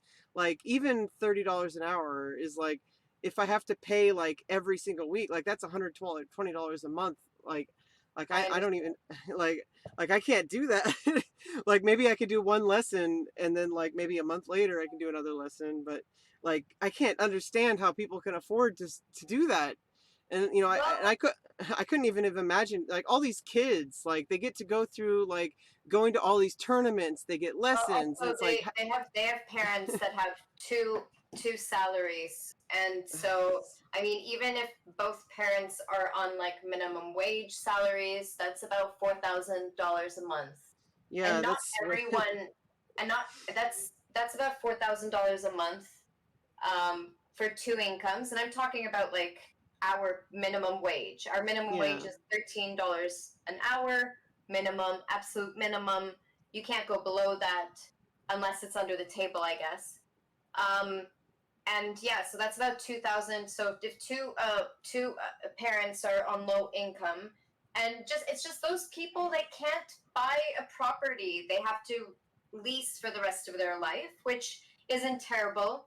But you know, a two-bedroom apartment isn't so bad. A two-bedroom or whatever apartment is maybe 2,000 $2,000 per month, maybe rent, depending on the location. Obviously, yeah, more if you live in downtown. So, I mean, it is doable. That's like $2,000 left on two minimum wage incomes. yeah. I mean, It's I'm doable making on two zero people. income. It's doable for when two people that you're. But I can completely understand a person who is only have like just one income. But yeah, but also the prices here are different than in America, because I mean, for me, I found a place for $600 a month, Nice. and I made more than 2,000 a month. So but even so, here you can find a roommate. You can pay about $500 to $600 for a room, and then yeah. So then for the rest, you have $1,400 left on groceries and other bills, which I don't think ends up spending that much. But I guess it Yeah, but I not guess it much. also depends on if you go out to bars and drink, then obviously the $1,000 that you have left will go by quickly if you Yeah, drink a lot of alcohol or smoke a lot of weed or yeah, that stuff can really add up. I think, well, for me, it's like I live in a trailer with my dad, and our rent's like $900, and it's like, why is uh, your rent $900 when you live in an art that I'm sorry, that sounds so yeah, I weird. own, it's ridiculous. I know it's this place where I live. It's actually a pretty nice trailer park considering like there's it's actually almost like a it's almost like you're renting a house area because it's like there's a lot of space in between every it's kind of like a house, but I have to live in the trailer. Like I'm not living in a house, I'm living in a trailer, so it's like kind of frustrating that rent's like 900 here. And but the ridiculous thing is, some of my neighbors, because they were here longer, they're only paying like $200 a month. It's really bullshit. Um, but at Well, this, I'm not surprised. My parents are paying in like Toronto, and Toronto is like one of the most expensive cities in Canada, and they're paying three bedroom for $1,600, which is like an amazing price for living less than half an hour on the subway, like in downtown. Like we live right next to a subway station, just 2 minutes walk. So it's my parents wanted to downgrade because I moved out. And if they downgraded, they would have to pay $2,000 for a two-bedroom because they're yeah, starting a new contract. but yeah, Because they're this is starting bit. a new contract. They had the old contract. Yeah. So No, I know how upsetting that is, but those yeah, people did decide to dedicate in living there for a while for a reason. yeah, because it's worth it. Yeah. It's just I don't know. I hope you understand. I know you said you understand, but I just hope you understand. Like, this is why I've never had any private lessons for anything in my life. Is Right. because like my dad earned money, but my mom spent it all on herself. I don't want to get into my mom. She was Right. abusive, and Right. took all my dad's money. And we had like 10 animals and like vet bills, pet food. The whole house was a Mm. mess, and we barely had any food in the house. And I don't know. I was living in poverty, even though we didn't need to. But like, I wanted to be in the chess club. Oh no, that's too expensive. We can't do that. And then my mom would go out and get new clothes and go shopping, and then like, get her hair Yeah, I done don't for want like. clothes. I No, she want got clothes chess. for it was for herself. Oh, for her. Like Oh, she you would go gave shop. She would it go out. Like going out to like Macy's and getting like a whole bunch of clothes for herself and new for shoes and like herself. and getting Okay. makeup and getting like $300 hair salon, like every month. And like, but then like we had to eat like barely anything. We had to be on the free lunch program. And like I wanted to do chess, and like I got discouraged because I was like, oh, I suck at chess, never gonna be good. And then because it cost money, my mom convinced me that like, oh, you don't have to do it, you can quit. And it's like, well, like, usually kids want to give up, and then the parents like support them and say, no, Yeah, you can do it. And then like usually if it's like a you can huge quit. problem. Oh man. What? Sorry. I really need to use the restroom. Yeah, sorry.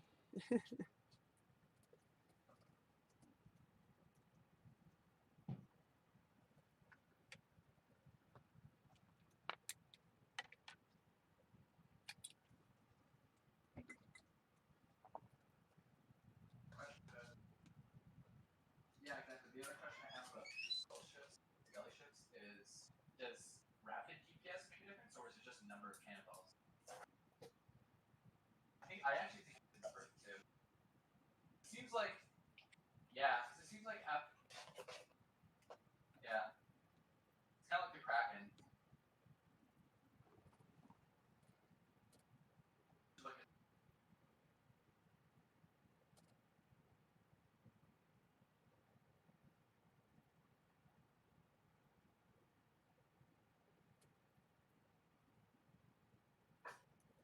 yeah, definitely. With their multiplier, I'll guess 30. Oh no, it's gonna be gold, and I'm gonna guess 3,800, 3,300. Yeah, not 38, 38. Yeah. Even with the multiplier, that's, yeah. The action doesn't double it. Sure. There's no way it doubles it because, I mean, a regular captain's would have been,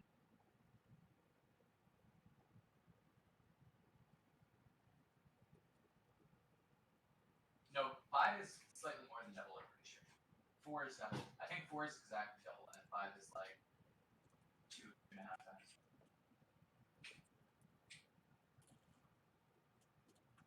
Yeah, that might be it. Hey, doggy. Woof, woof, Oh no, my dog. woof, woof.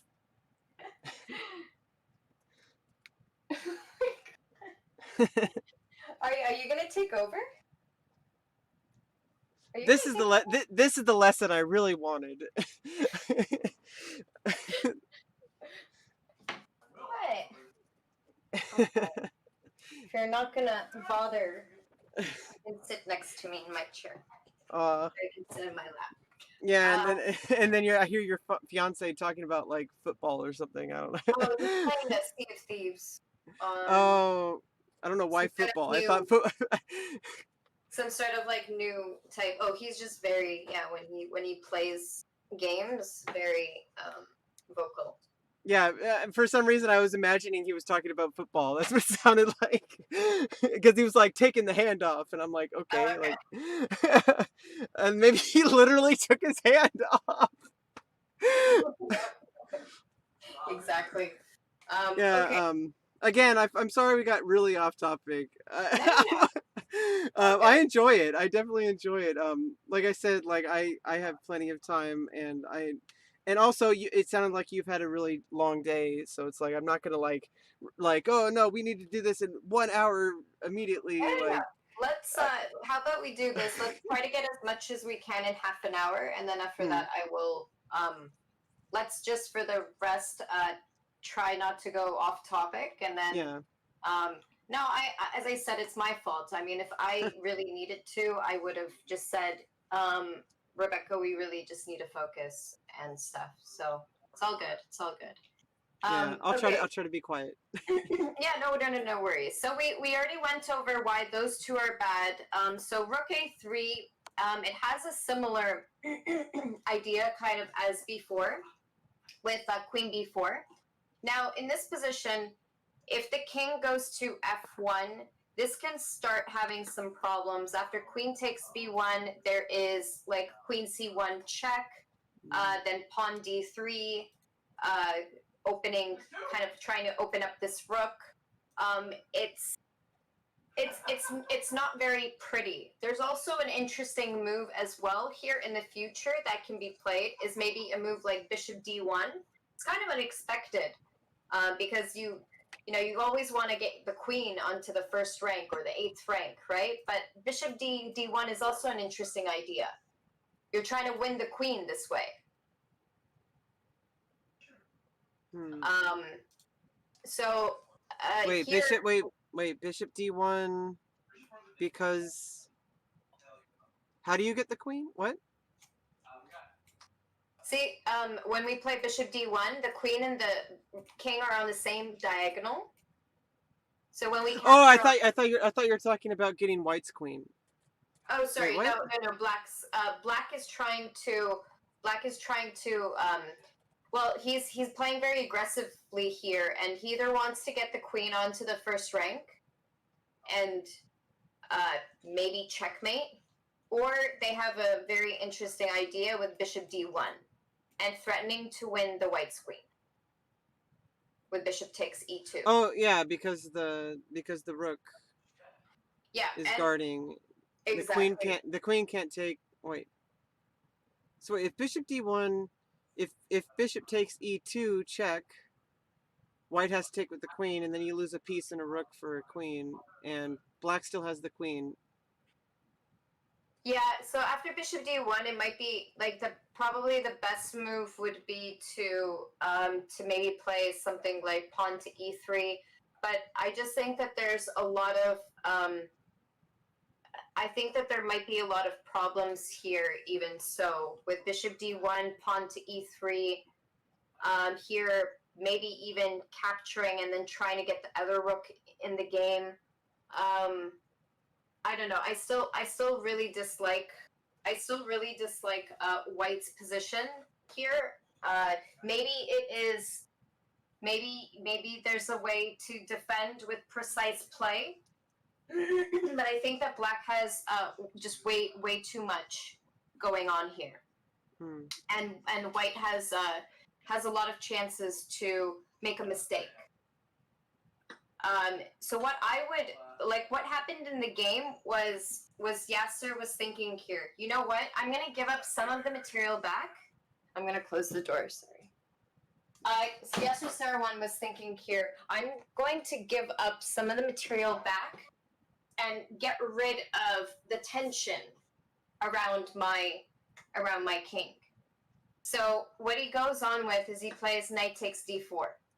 So he gives up the rook, and he understands that he's giving up some material, but he's coming to a conclusion that having the knight and the bishop should be more than enough to win the game. Plus, the pawn on d5 is really weak. It's an isolated pawn, so there's a high possibility that this pawn on d5 will be captured as well. So then, maybe in the future, White will have the knight and the bishop plus a pawn, right? So that's like 7 points versus 5 points. So still better. This bishop causes a lot of issues just because it's protecting some of the light squares and can be added into the attack, which is why he's trying to take away this bishop, trying to take away the tension of the attack. Arya, please. No. Sorry, she always puts her balls. No. Sorry, she puts her. Sorry, I'm like 12. It's like. Yeah, I know it sounds kind of inappropriate. She brings Sorry. she brings a bunch of her balls into my office, and then she rolls them underneath all of my shelves here, Mm. and I just get so. It's every day I have to take her ball underneath the shelf. I know that I'm a chess player. I should figure it out. I should like put a binder there or something so they don't go underneath the shelf. Oh, But some kind of solution. some kind of solution. But I'm yeah. sorry. You said she puts her balls on the floor, and I'm like, sorry. Okay. No, I'm I over mean it. it's you know what is it? What she said kind of moment, or Okay. Yeah. she said kind of moment. Yeah. Um. Okay. So knight takes d4. Now you might be wondering. Well, at least when I was looking at this game, I wondered. Well, why would White give up this piece if they allow queen b4? Like, isn't that the whole entire point, right? Like, we wanted the rook on b3 to protect against b4, and now we're just like allowing it to be gone. Well, actually, remember that these are two grandmasters playing, and Yasser was actually thinking here, I can do artificial castle. He's like, I don't actually have to do the full notion of castling right away. You can do it later. You can do like the long way. So of course Karpov, he does capture because his bishop's under attack. If he does not capture, his bishop's going to be traded off, and then White's just going to castle next turn. So he has to go for it. I mean, he played bishop c2 for a reason. Now he gets the rook back. So in this position, it's very important to understand that we are not capturing with the pawn, not because we're ruining the position, but because this knight is left undefended. And that same queen b4 check is coming into play. So after knight takes b3, we're not creating double pawns, and we're not going to lose the knight. Now, so why is White allowing queen b4? Well, so with queen b4, look at how powerful this knight. You might not be thinking, well, because the knight is on closer towards the side of the board. But actually, this knight is a very, very valuable piece. Look at the key squares this knight is protecting.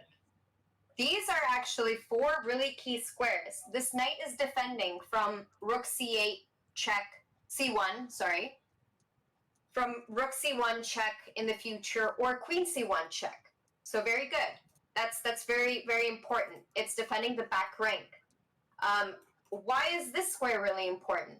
It's really important so that when the queen moves to b4, now it doesn't have the next goal. Like, if queen b4 is played here now, king goes to f1, the queen cannot try to continue the threat on the first rank. Right. Because it's just physically not allowed. It can't go to d2, but it also can't go to d4. Sorry, d4. So these are 2 moves that could have potentially continued the threat, but those are not even possible to do. So the d5 pawn's hanging, but you can still castle by hand by moving the bishop, playing king g2, and then you can move the rook out. Yep, exactly. Actually, what White was doing is, this pawn is really weak. So instead of capturing it right away, they would play like bishop f3, king g2, and then they would start focusing on this pawn. So yeah, because then your bishop would be like undefended. You'd have to deal with that.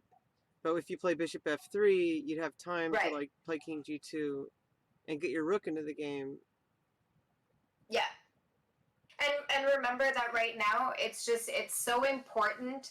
If you play bishop takes d5, you can actually cause yourself even more issues with now maybe getting the rook onto the first rank. You're actually giving your opponent some compensation. And I'm trying to get you into the habit of not allowing it. When you're up material, you want to try to make it as easy as possible for you to win. So basically, you're just not allowing your opponent to have any play. You're trying to, at least. So here, Now, in this position after queen b4, as I stated, that it's defending c1. But black could create a threat. So with rook c8, let's pretend that it's black's turn to move. And what are they threatening to do? So it's black's turn to play. There's a really nice tactic here after rook c8. Well, queen takes b3, and then rook c1 mate. Exactly. Good job. Yeah. Perfect. So, okay. So this is actually why I'm very glad that you said that. But after rook c8, just as long as like white doesn't do kind of a silly move like h4, they're not going to fall for it. But if they play like bishop f3, that's basically it. There's no possibility of playing rook to c1 now. Right. Because then you But play king g2. I want to explain to you why in this position queen b4 wasn't played. Actually, Karpov played rook c8. Remember how I mentioned complicating the position, right? So if we play queen b4 check, and I believe we actually ended at this moment, like last week. So if we play queen b4 check, and then king f1, rook c8, this is a two-move calculation, right? It's a two-move variation. Okay, so why black played rook c8 is because they want to complicate things. Because now, if white doesn't make the right move, this is a 1, 2, 3 move calculation. So it might be harder to see. Right. So you could do the same thing, because honestly, it is basically the same thing. It's just different move order. You're still moving the rook to c8, even after queen b4. But why not move it first? Because now, you know, white might make a mistake, and then now allow queen b4 to happen. So and in either case, like you still have command over the c file now. Exactly. But with queen b4, you're really not changing the position too much. I mean, you are, but like, it's just like you're bringing this other rook into the game instead of just this piece was already kind of in the game because it's putting a lot of pressure here. But this piece was over on a8, and now you just brought it into the game, and now you added like a whole other level.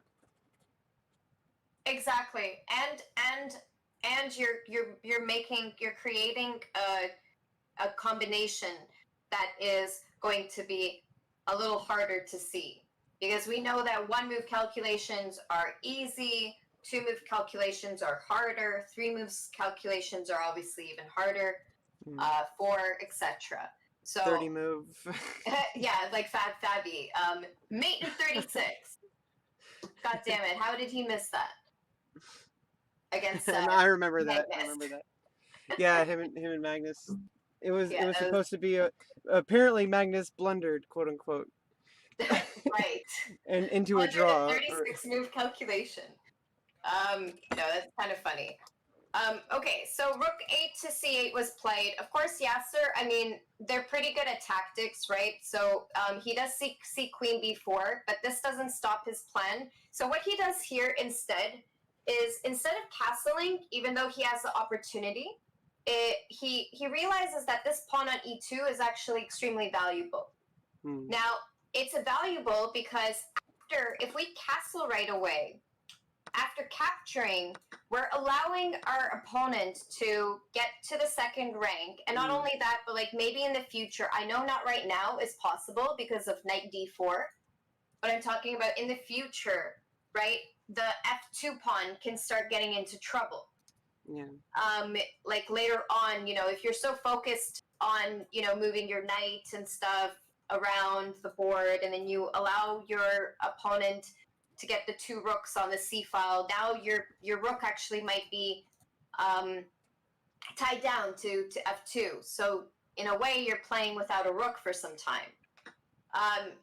So what he does here is he's like, you know what? I don't want to allow, once again, any compensation for my opponent. So I'm going to play bishop f3. I'm going to castle next turn. Or if he plays queen b4, like earlier mentioned, we're just going to play king f1, king g2, and we're good. We can just do artificial castle. So this is just stopping any type of play. So here, Anatoly Karpov, he plays rook to c2 because he knows that when your rook is on an open file, you want to double up, you want to get the rook on the first or the second rank, or seventh and eighth if you're playing white. And so he goes with this. And of course, another thing is that he is putting pressure on e2, so, you know, if the queen moves away, who knows, we have rook takes e2. So in this position, the pawn on b2 is under attack. Of course, the first thing that we should look at is if it's worth defending that. Should we castle or should we defend it? So I want you to think about this in this position. Is b2 defendable? Yeah, and you can't play queen a3 because queen takes a3. And then you lose a2 pawn. You lose a2 pawn and you lose the a3 pawn. Yeah. It's coming. Yeah, you're actually losing 2 pawns if you go for queen a3. Yeah.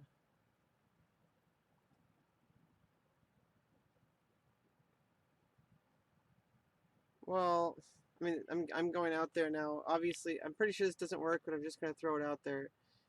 If you play knight d4, rook takes b2, and then you play knight c6, but the queen can move, so... Yeah. Oh, thanks for the follow, Big Daddy John, who asked, Lisa, do I need to have an opening repertoire to become 2000? You don't have to answer that. No, you definitely don't. Well, there you go. She answered you. You definitely don't. No.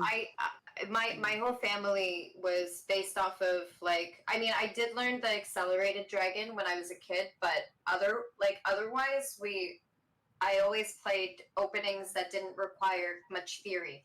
It's more important to understand why you're playing the moves than memorize these, like, thousands of variations. Yeah, it's you definitely don't need it. But I would say that now at my level, right now, I'm stuck at like 2100. Well, even when I don't play like 2100 anymore, but I'm talking about 7 years or 8 years ago. At my peak, I was stuck. Like, I didn't know how to improve to get more than 2100. So then I actually would have to learn an opening at 2100. Because high-ranked players, they beat me with b3. They know how to play against b3. First move. Oh, you like b3 as a Hungarian system? It's Nimzo Larsen, actually. Oh. I play the Nimzo Larsen. Bobby Fischer actually used to love playing b3. Nakamura also plays b3. He likes playing it in his like bullet speed chess games. Some really interesting variations. Like, no theory, by the way, is it is important for you to do research on an opening, and like there's a lot of YouTube videos. But then after that, you don't have to memorize all of these books. What you can do is you can get the general ideas from videos, and then after that, play and look at the opening explorer if you're going on the right track. Yeah, and same thing with you, Rebecca. If you're learning, you know, if your opening repertoire, if you play the third best move instead of the first best move, like, still acknowledge the first best move of the variation, but like, I wouldn't give yourself a hard time about that you played the third best move in the opening, because you know how there's percentages, right? Like, of what is better. Like, if the move that you did is 1% less than the other variations, I'm sorry, but you don't have to criticize yourself for that. Yeah, that's one less thing for me to criticize myself about. Big Daddy John says, thanks a lot, that makes sense. Okay, perfect. So I'm trying to Rook think C2, about I'm trying, like, there's a way to defend it? No, the queen was the only thing that could defend. well, you're asking me how do I defend b2, and I'm like, Yeah, and queen a3 was the only response. So um, that is basically it so for you have this to. one. Okay, sorry, I was confused. I was like Yeah, no confused worries. because I was like aggressively searching for how to defend it. I'm like, what? And it's good. I mean, you notice that queen a3, and now you're trying to see if there's other options, and there is physically no other options to defend. Mm, So we just have to just go with the flow and just castle at this point. So that's what Anatoly Karpov did. He's like, okay, you know what? I cannot do anything about this pawn, so I'm just gonna go with my move and castle, get my king into safety. Finally, mm. 10 moves later. And Um, so, sorry. yeah, yeah, go ahead. Yeah. So And so you don't want to castle by hand now. It's funny you say artificial. no, no. I, the same thing. So you don't want to castle by hand now because there's a rook and two, because there's too many pieces attacking e2. Is that well, why you just actually, do no. a regular castle? So in this case, we can totally do regular castle because black didn't go for the queen b4. It's just Oh that yeah. we didn't mind if black forced us to go and do artificial castle, Mm. then we wouldn't mind So because you we just can just accept get it. there in 2 moves. So in the calculation, you're like, okay, well, if they do play queen b4, check, then I could just castle. I keep saying castle by hand. It's funny, like we have the Yeah, same castle. exact. I was told by my dad that it was called artificial castle. Yeah, And I understand that some other people say fake castling, some people say castle by hand. Yeah, there's so many different ways different people say it. yeah, yeah. It's funny because I can't get out. So I can't get out of the habit of saying it. Just, and I'm pretty sure it's difficult for you to get out of the habit of saying it because I Exactly. I learned it as castle by hand. You learned it as artificial castle. Black And Blue it's says they okay say, because I'm going to still understand and you're going to understand what I mean as well.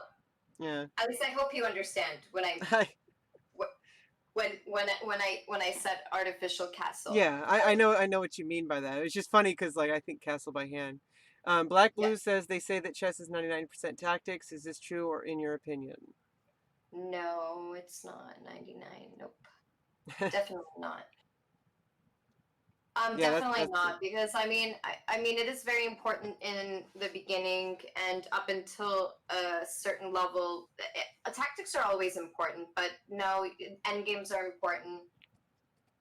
End games are important. Positional play is important.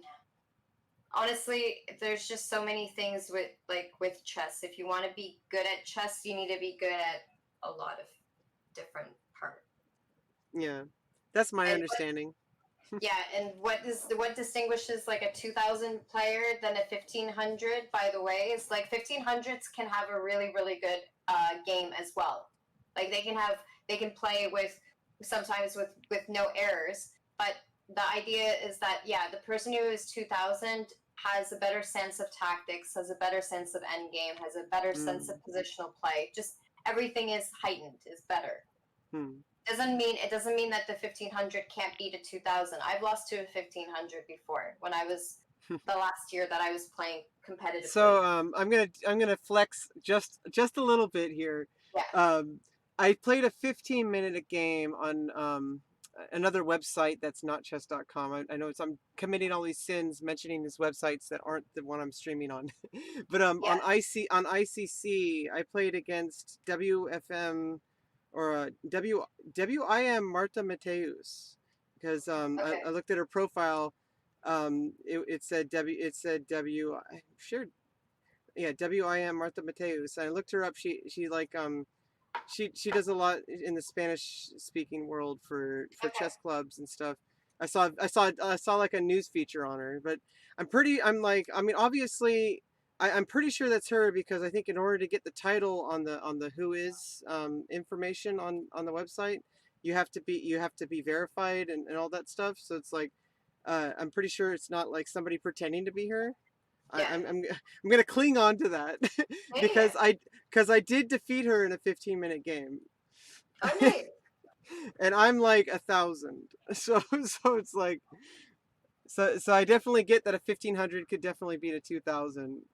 Um, Yeah, and it's just yeah. I mean, it just comes down to the whole entire human. Um, you know, Consistency. you know. Okay, I here is I know everyone might have a little bit of a different viewpoint, but women tend to be more emotional, which is why there is a lot more there's a lot more strong male players. And I don't want to. I know that some people might take this uh, like obviously there are some overly emotional men, and obviously there is non-emotional women out there, of course. But I would definitely say that I think with a lot of like maybe a lot of females struggle to get to a very high level is because they do put like their emotions first, Mm. Yeah, and I'm trying to hold back which is because when you're saying that, it's making me angry. So it's like it's like proof is in the pudding, huh? It's like I'm not trying. I'm also not trying to be mean or anything. I'm a I know. woman. I'm I'm not just trying to dis. I just know, and that there's more women that are that are emotional than not. yeah. I mean Um, I've always been a very emotional, and that's not to say that all women are emotional. I know that's a bad it's a yeah, bad thing to say. Like obviously, like it does. That's not like just because I'm trans like doesn't mean that like because there are men who are overly emotional too. But it's just like exactly. I've always been like extremely like when somebody says something like my I'm like I get really like I get really reactionary to things that are like especially if they're things that have to do with like me personally or like if it's Yeah. like when people say sweeping things like if people say all women are emotional I'm like what it's like No, no, no. it's like proving I was trying sorry I'm like really animated But when I do but so but a lot of them are.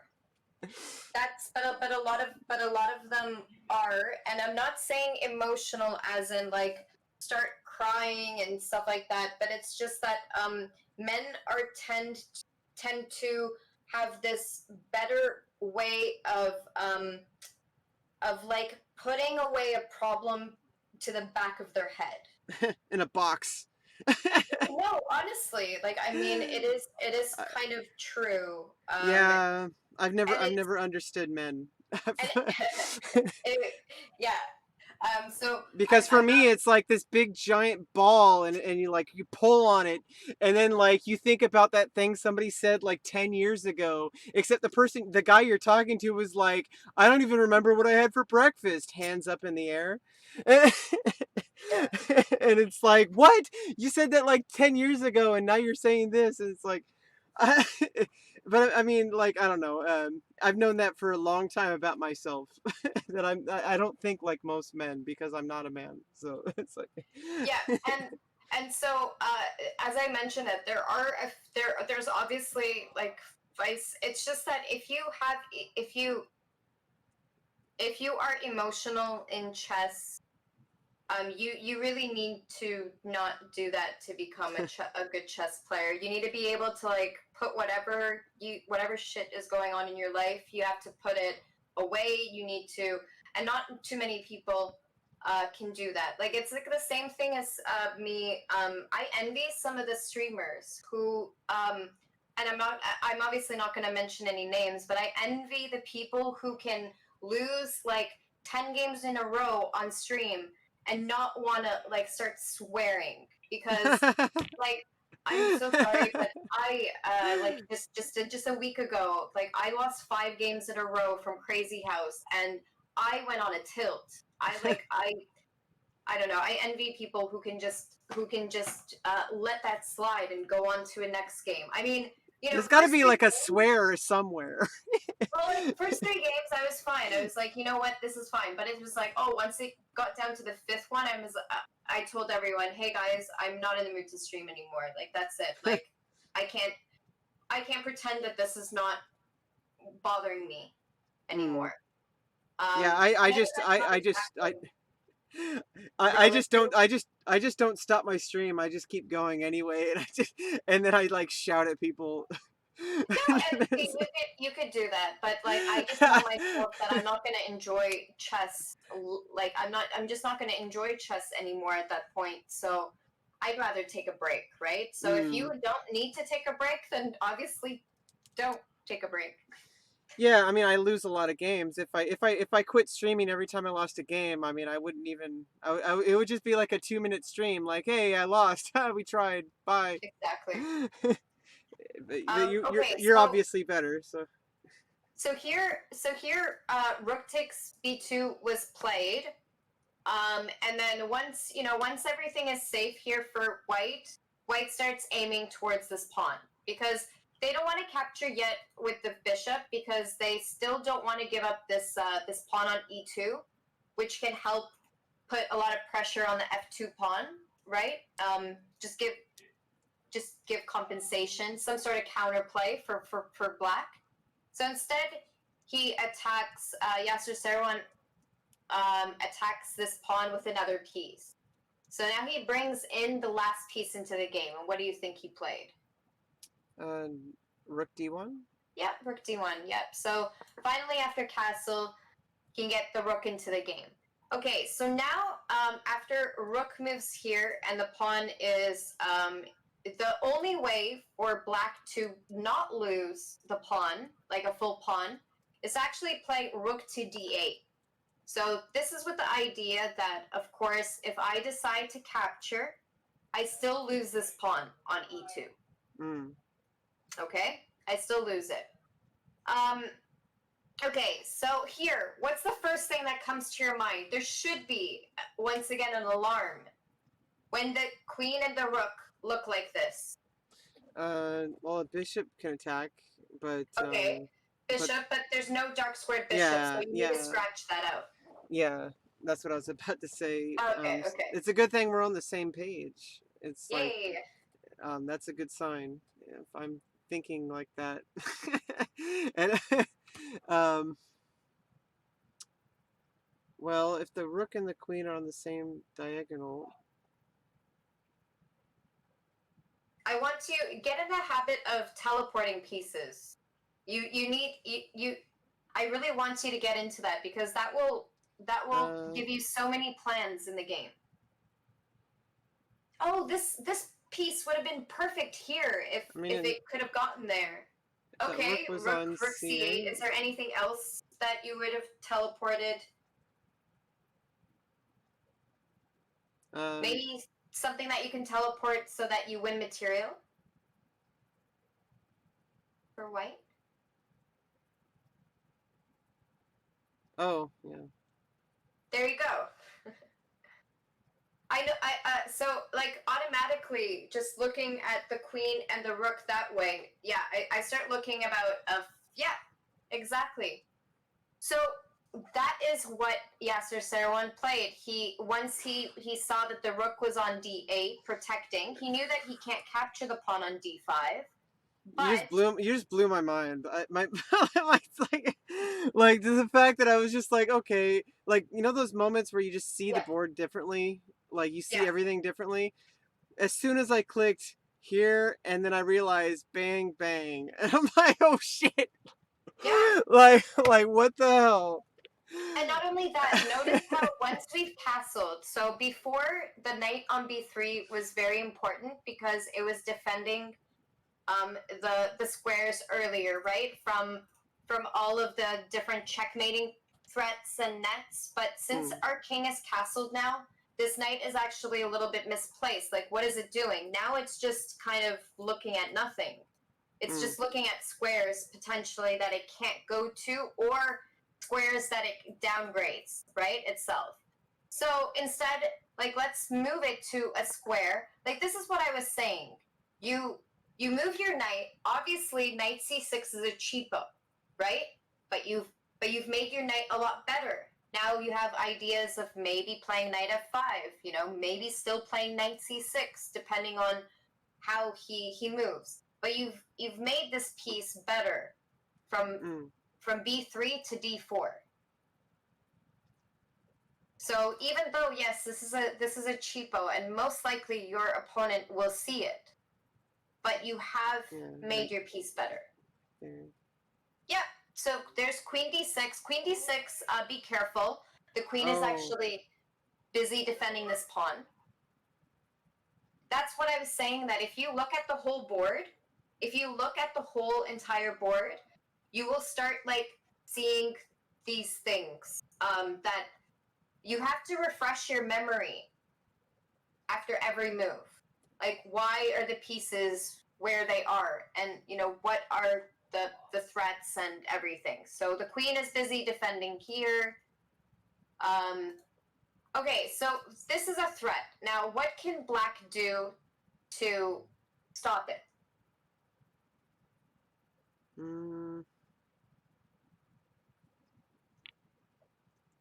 I mean, same idea. You can play queen d7. Okay, so this is what okay, queen d7, perfect. Without even realizing, so queen d7, see, this is why it's so important to look at the whole board. I didn't want to mention this, but actually, when the knight moved to d4, it's taken away. It's taken away for the rook to get back into the game. So after knight d4, this move there's actually a little bit more to it than just a cheapo. The knight is taking away this square and this square now from the rook. So this rook is almost trapped. What is the only safe move for the rook? The black rook. Yeah. Well, I mean, you could play rook b4. Yeah. So I mean, I understand that currently, right now, it's not possible anyway because of knight c6. But I'm just saying that this is the only move. So here, when the queen moves to d7, it does protect against this threat. But the problem is that the queen stops protecting the only square that the rook can move. So white has a way to trap the rook. So what can white do to trap the rook? Because the rook only has one move.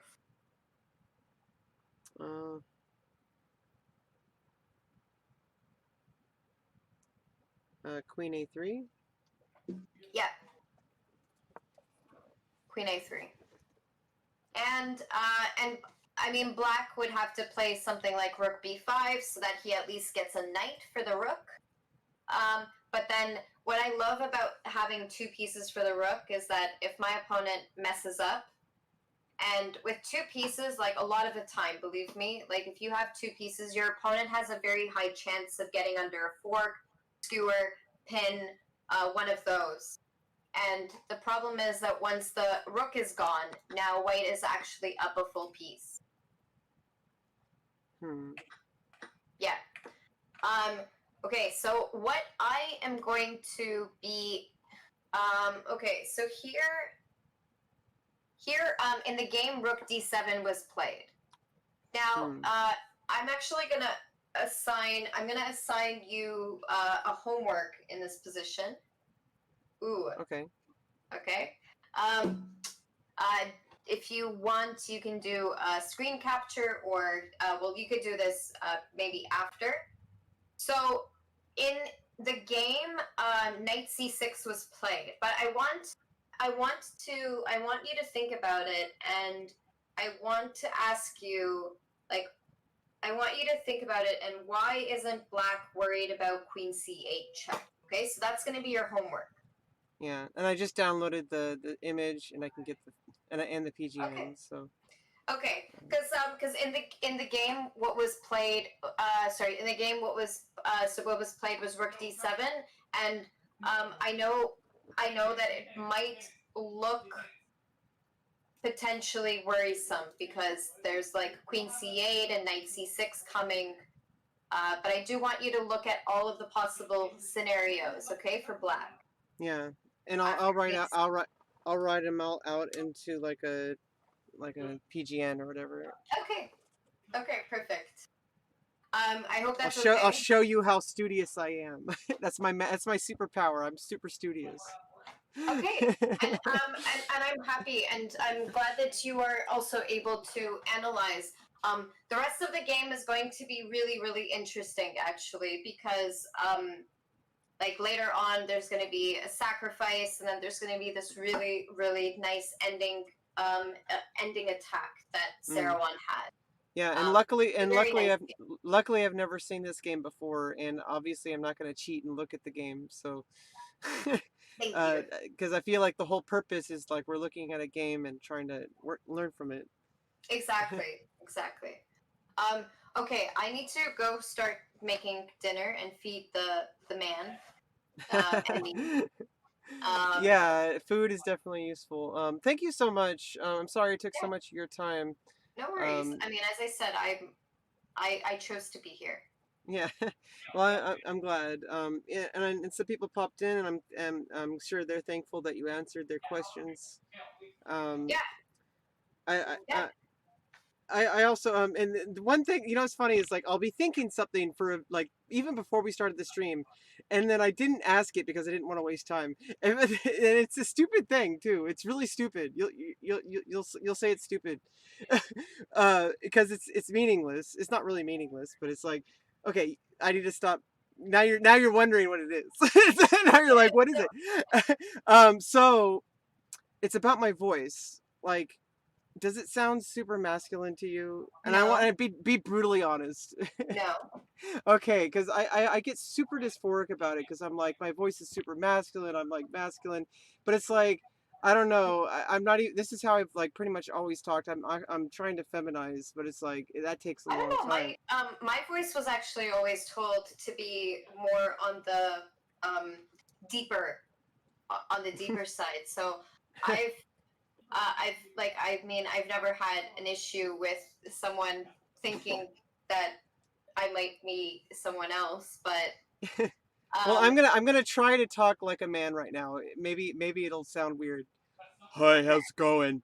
oh my god, that's awesome. Is that a bad male voice? That's the No. real test. Okay, so that's so that's bad because if I could still sound like a man, there's a problem. My No, goal no, is no. for it. But as long as hey, as long as you're just speaking and you're uh and you're doing fine, don't sweat it. Because that was difficult for me to do. The thing is I'm so used to talking like, because I'm like I've always been like a tenor, and so it's like I've never been like bass like voice. So like I have to actually like think in order to speak in a more bass tone, and Okay. so it's like it's difficult for me. So it's kind of funny like in that sense, but also like I've heard of like trans people, they get so used to talking in the female register, like in tonality and stuff like that, not necessarily pitch, but like Yeah. in female tonality that it's actually difficult to try to sound male. Yeah. Like where it just sounds like a cisgendered woman pretending to be a boy, like hey how's it going, like Yeah. like being all fake. Anyway, it's I just thought I'd ask that because it was burning in my, because what happens is like this is why I interrupt a lot and I'm trying to fix it, and it's like what's happening is like I think of something and then I can't think of, and like I'm listening to everything else but it's still Yeah. there like burning. Anyway, sorry I got that Oh, out of did the way. someone say something in the comments?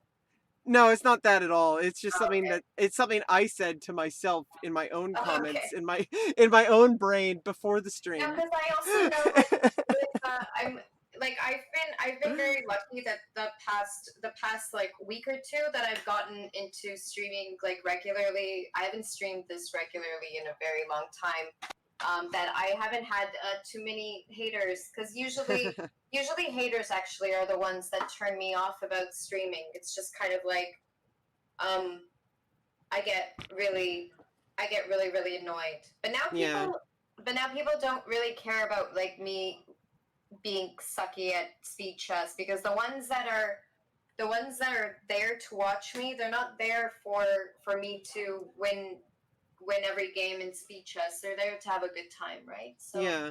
I know what you mean about haters. I believe I've talked about that the video that guy made, and then I got like it got like 30,000 views in like a day, and then the only people watching it were like all super transphobic, misogynistic, like right. basically like KKK people, and like they came to my channel and they just like spammed me endlessly. but I haven't seen them come back, so maybe they got bored, and I think Maybe they got I bored. maybe I've gotten through the worst of it. I can only hope. At least I mean I barely have anybody coming to my channel, so at least you have haters. So it's like,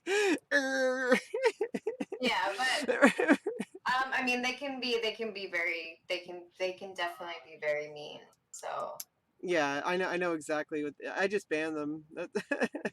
that's good. I sometimes am too nice to ban them. Like I'll give them a warning, and then they say something even worse, and it's like, Yeah, it's oh not man, worth you it. made me feel. But the thing is that I also just took the trolling too seriously. That was my problem Mm, a few years ago.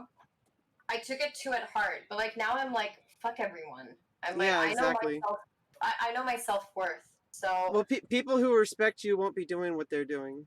That's really all there is to it, I exactly, think. and In the my way that I think about it, if people have time to hate and troll, I mean, what type of people are that? yeah, Like really? you don't want them there. They just give them a ban, and it No, gets but I mean, annoying, even for but me, I'm like so busy with school and work. I'm like, I envy people. I'm like, you guys have time to troll. You have time to troll. Like, I sometimes don't have time to sleep or I eat, know, yeah. and I mean, and I here have I all the put time like in the an hour or world. two of like trolling people. I have all the time in the world, and I still don't troll. But that's a different thing. Exactly.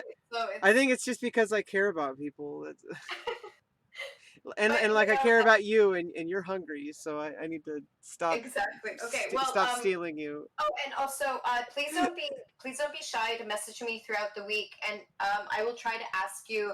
I will try to answer as many of your chess questions on like our off stream time. Also, if you have any games that you want me to quickly go over, and I can tell you some advice, yeah, just send me the link, and I'll do it. Don't be Yeah, shy. Just if you want I to show me a game, just send me a link. yeah, I'll definitely if I see any, and I'm really thankful that you're like super friendly to work with, and it feels like we could still talk about things besides chess as well. I try not to do that too much, but I like how you're like not like like you're not like only chess, like like that's I don't know. I feel like I have a friend too, so that's actually kind of Yes, cool. and please don't. And I've always wanted to also raid you, but you're always streaming. You're never streaming at the same time that I'm streaming. But I think you're uh, also. I always start streaming though close to midnight. I'm stupid. Like mm. best time to stream is like when people have dinner or something. Like Well, not when people go to sleep. if I wake up at 4 in the morning and you've been streaming for 4 hours, then you can raid me. Yep. Yeah. Maybe we can like match that up at some point. Like let me know when you're streaming, and Sure. I don't know. Maybe we can plan. Maybe we could do like some kind of semblance of scheduling at some point. Yeah. I like working with you. It's really nice. Yeah, and also I was saying that I really want to get that educational chess channel. So that one I will definitely be more uh, finding a schedule for. Orlova Mm, chess is going to be more of like that's your I'll personal. stream whenever I want. The educational chess channel. But I'll let you know when we start back up again because I started talking to a friend of mine who actually wants to continue. He like purposely bought a bunch of equipment, because of the Mm, quarantine, everything went online. He's also a chess instructor. yeah. And So I noticed you're wearing trans colors, so thank you. uh, I didn't do that intentionally, but I do actually really like a rainbow, and I do support all of the pride and everything. yeah, And well, it's the blue, the white, and the pink. That's the trans flag. oh, okay, interesting. At Well, least that's what it looks like, unless the color's messed up on your camera, because It it is. could. It's very pastel, like Uh, pastel looking. yeah, so if that's blue, white, and pink, that's specifically the trans colors. So Okay. awesome. I really appreciate the support. Yeah. I love that. I love those colors. They look like candy. It looks like a little like cupcake. Like the trans flag is literally a cupcake. Okay. Okay. Okay. I have to get going, but I'll talk to you soon. And please, like, don't be shy as I Okay. said, message me throughout the week. Okay. Okay. I'd love to. Bye. I'd love to help you out and stuff.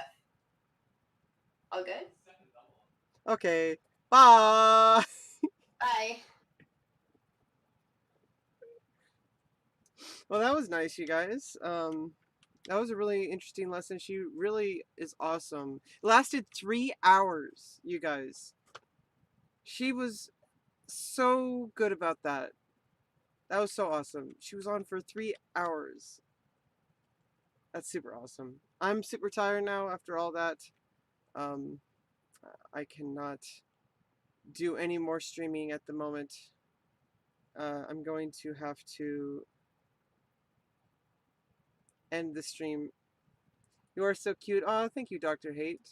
Um, yeah, I'm supposed to work on this position during this week. I already saved the screenshot and the PGN. So I'm going to be working on this one, and I'm going to do that off stream, because that's one of those things, like I was saying to her earlier, um, there's just certain things that, like, if I'm doing it on stream, there's like certain things I can't do on stream. Like I need to have that like laser focus of like studying like privately with the position. Bop, bop, bop, bop, bop, bop. Okay, so yeah. Uh Overall I think that was a very good stream. I did not freak out, of course. It's definitely easier not to freak out when there's another person involved, because it's not just me, and obviously it's not good to treat chat like this, but in a sense, like, at least chat can mute me. And I mean, she could have muted me, but she's gonna do the whole lesson by muting me. Let's just mute Rebecca and do the lesson and see if she notices. um, uh, but but no, like, I already forgot what I was saying. But yeah, like I didn't freak out. I didn't get super talkative. She said it was fine. Like I sometimes I feel like I apologize so much for like things. Like I'm like I'll say like, oh, I'm so sorry, and I think it's just because I've had so many people in my life that have just like reprimanded me for my behavior, like just for simple things like liking a certain song on the radio, or like even just very like random things like that. Like where it's just like something I do, just somebody wants me to stop doing, and it's like, so I just like learned how to just be like, oh, I'm sorry for existing. Like that's basically my whole life. But I don't know, I didn't freak out. I didn't interrupt too much, and I tried to be interactive. I know it seems really silly. Most people are able to like, what are you talking about? Why are you analyzing your discussion with somebody? But it's like, for me specifically, and I am on the spectrum, so it's like I do have certain like interaction issues. So like I did I'm overcritical of how I behave in interactions with people, even like day-to-day interactions that most people would not really think about. But like for me, I really have to think about it. And so I feel like I wasn't too apologetic, even though I apologized. But I also like I didn't I tried not to derail the conversation. And obviously, like I told her, I have tons of time. This is all I do, so it's like she's not wasting my time. Like I was worried more that I'd be wasting her time. But all in all, I would say that's a very good lesson. We got through a lot of the game, but I think it's a good place to stop. And you know, obviously we could have gone through the game quickly, but I feel like it's more important that we understand, that I understand what she's talking about, and like I have to stop her, like wait a minute, why not that move, why not that move? And it's like, and even besides that, I also feel like if we spend too much time on that, like I know I'm like impossible to work with, huh? Like I want, I need to like have mental breaks. And this is why classical game, this is why I'm so more attuned to classical, because in classical you can like get up and walk around. You don't have to like make the move within like a few minutes. You can like spend like 30 minutes on a move if it's really important. And so then you can like clear your mind, get right back into the mindset that you're in, and then think about the position again. But I know this is why I'm trying to play more rapid games. If I'm streaming later, I'm going to be playing some rapid games, and maybe some blitz after that. I already got my tactics in. So if I need to play at least two rapid games, then I can play blitz and bullet. Like Blitz and Bullet is like my reward. Like after you've already done like the tactics and we had the lesson, so that's even more. Um, and after or if I didn't have a lesson, I would be doing like reading the books or doing my homework that she gave me, etc., etc. Like that would be the place of the lesson. Like obviously having the lesson today, I do not want to spend time on a book right now because I just did that with her. So it's like, but like I make sure that I do all those things on the checklist before I play Blitz and Bullet because Blitz and Bullet is more like it's more for fun, and it's also more for fun as a streamer because it's like you can just talk, you can do whatever you want. I don't know. I'll see you guys when I get back. I'm gonna play at least 2 rapid games later if I have the energy for it. So if I don't have the energy in 2 hours, I won't be streaming tonight. So 2 hours. Expect me to start a stream within the next 2 hours. If I don't start a stream within by then, I'm probably not going to stream tonight. So, um, thanks for stopping by, and thanks for being there for me, and thanks for supporting me. Okay, bye.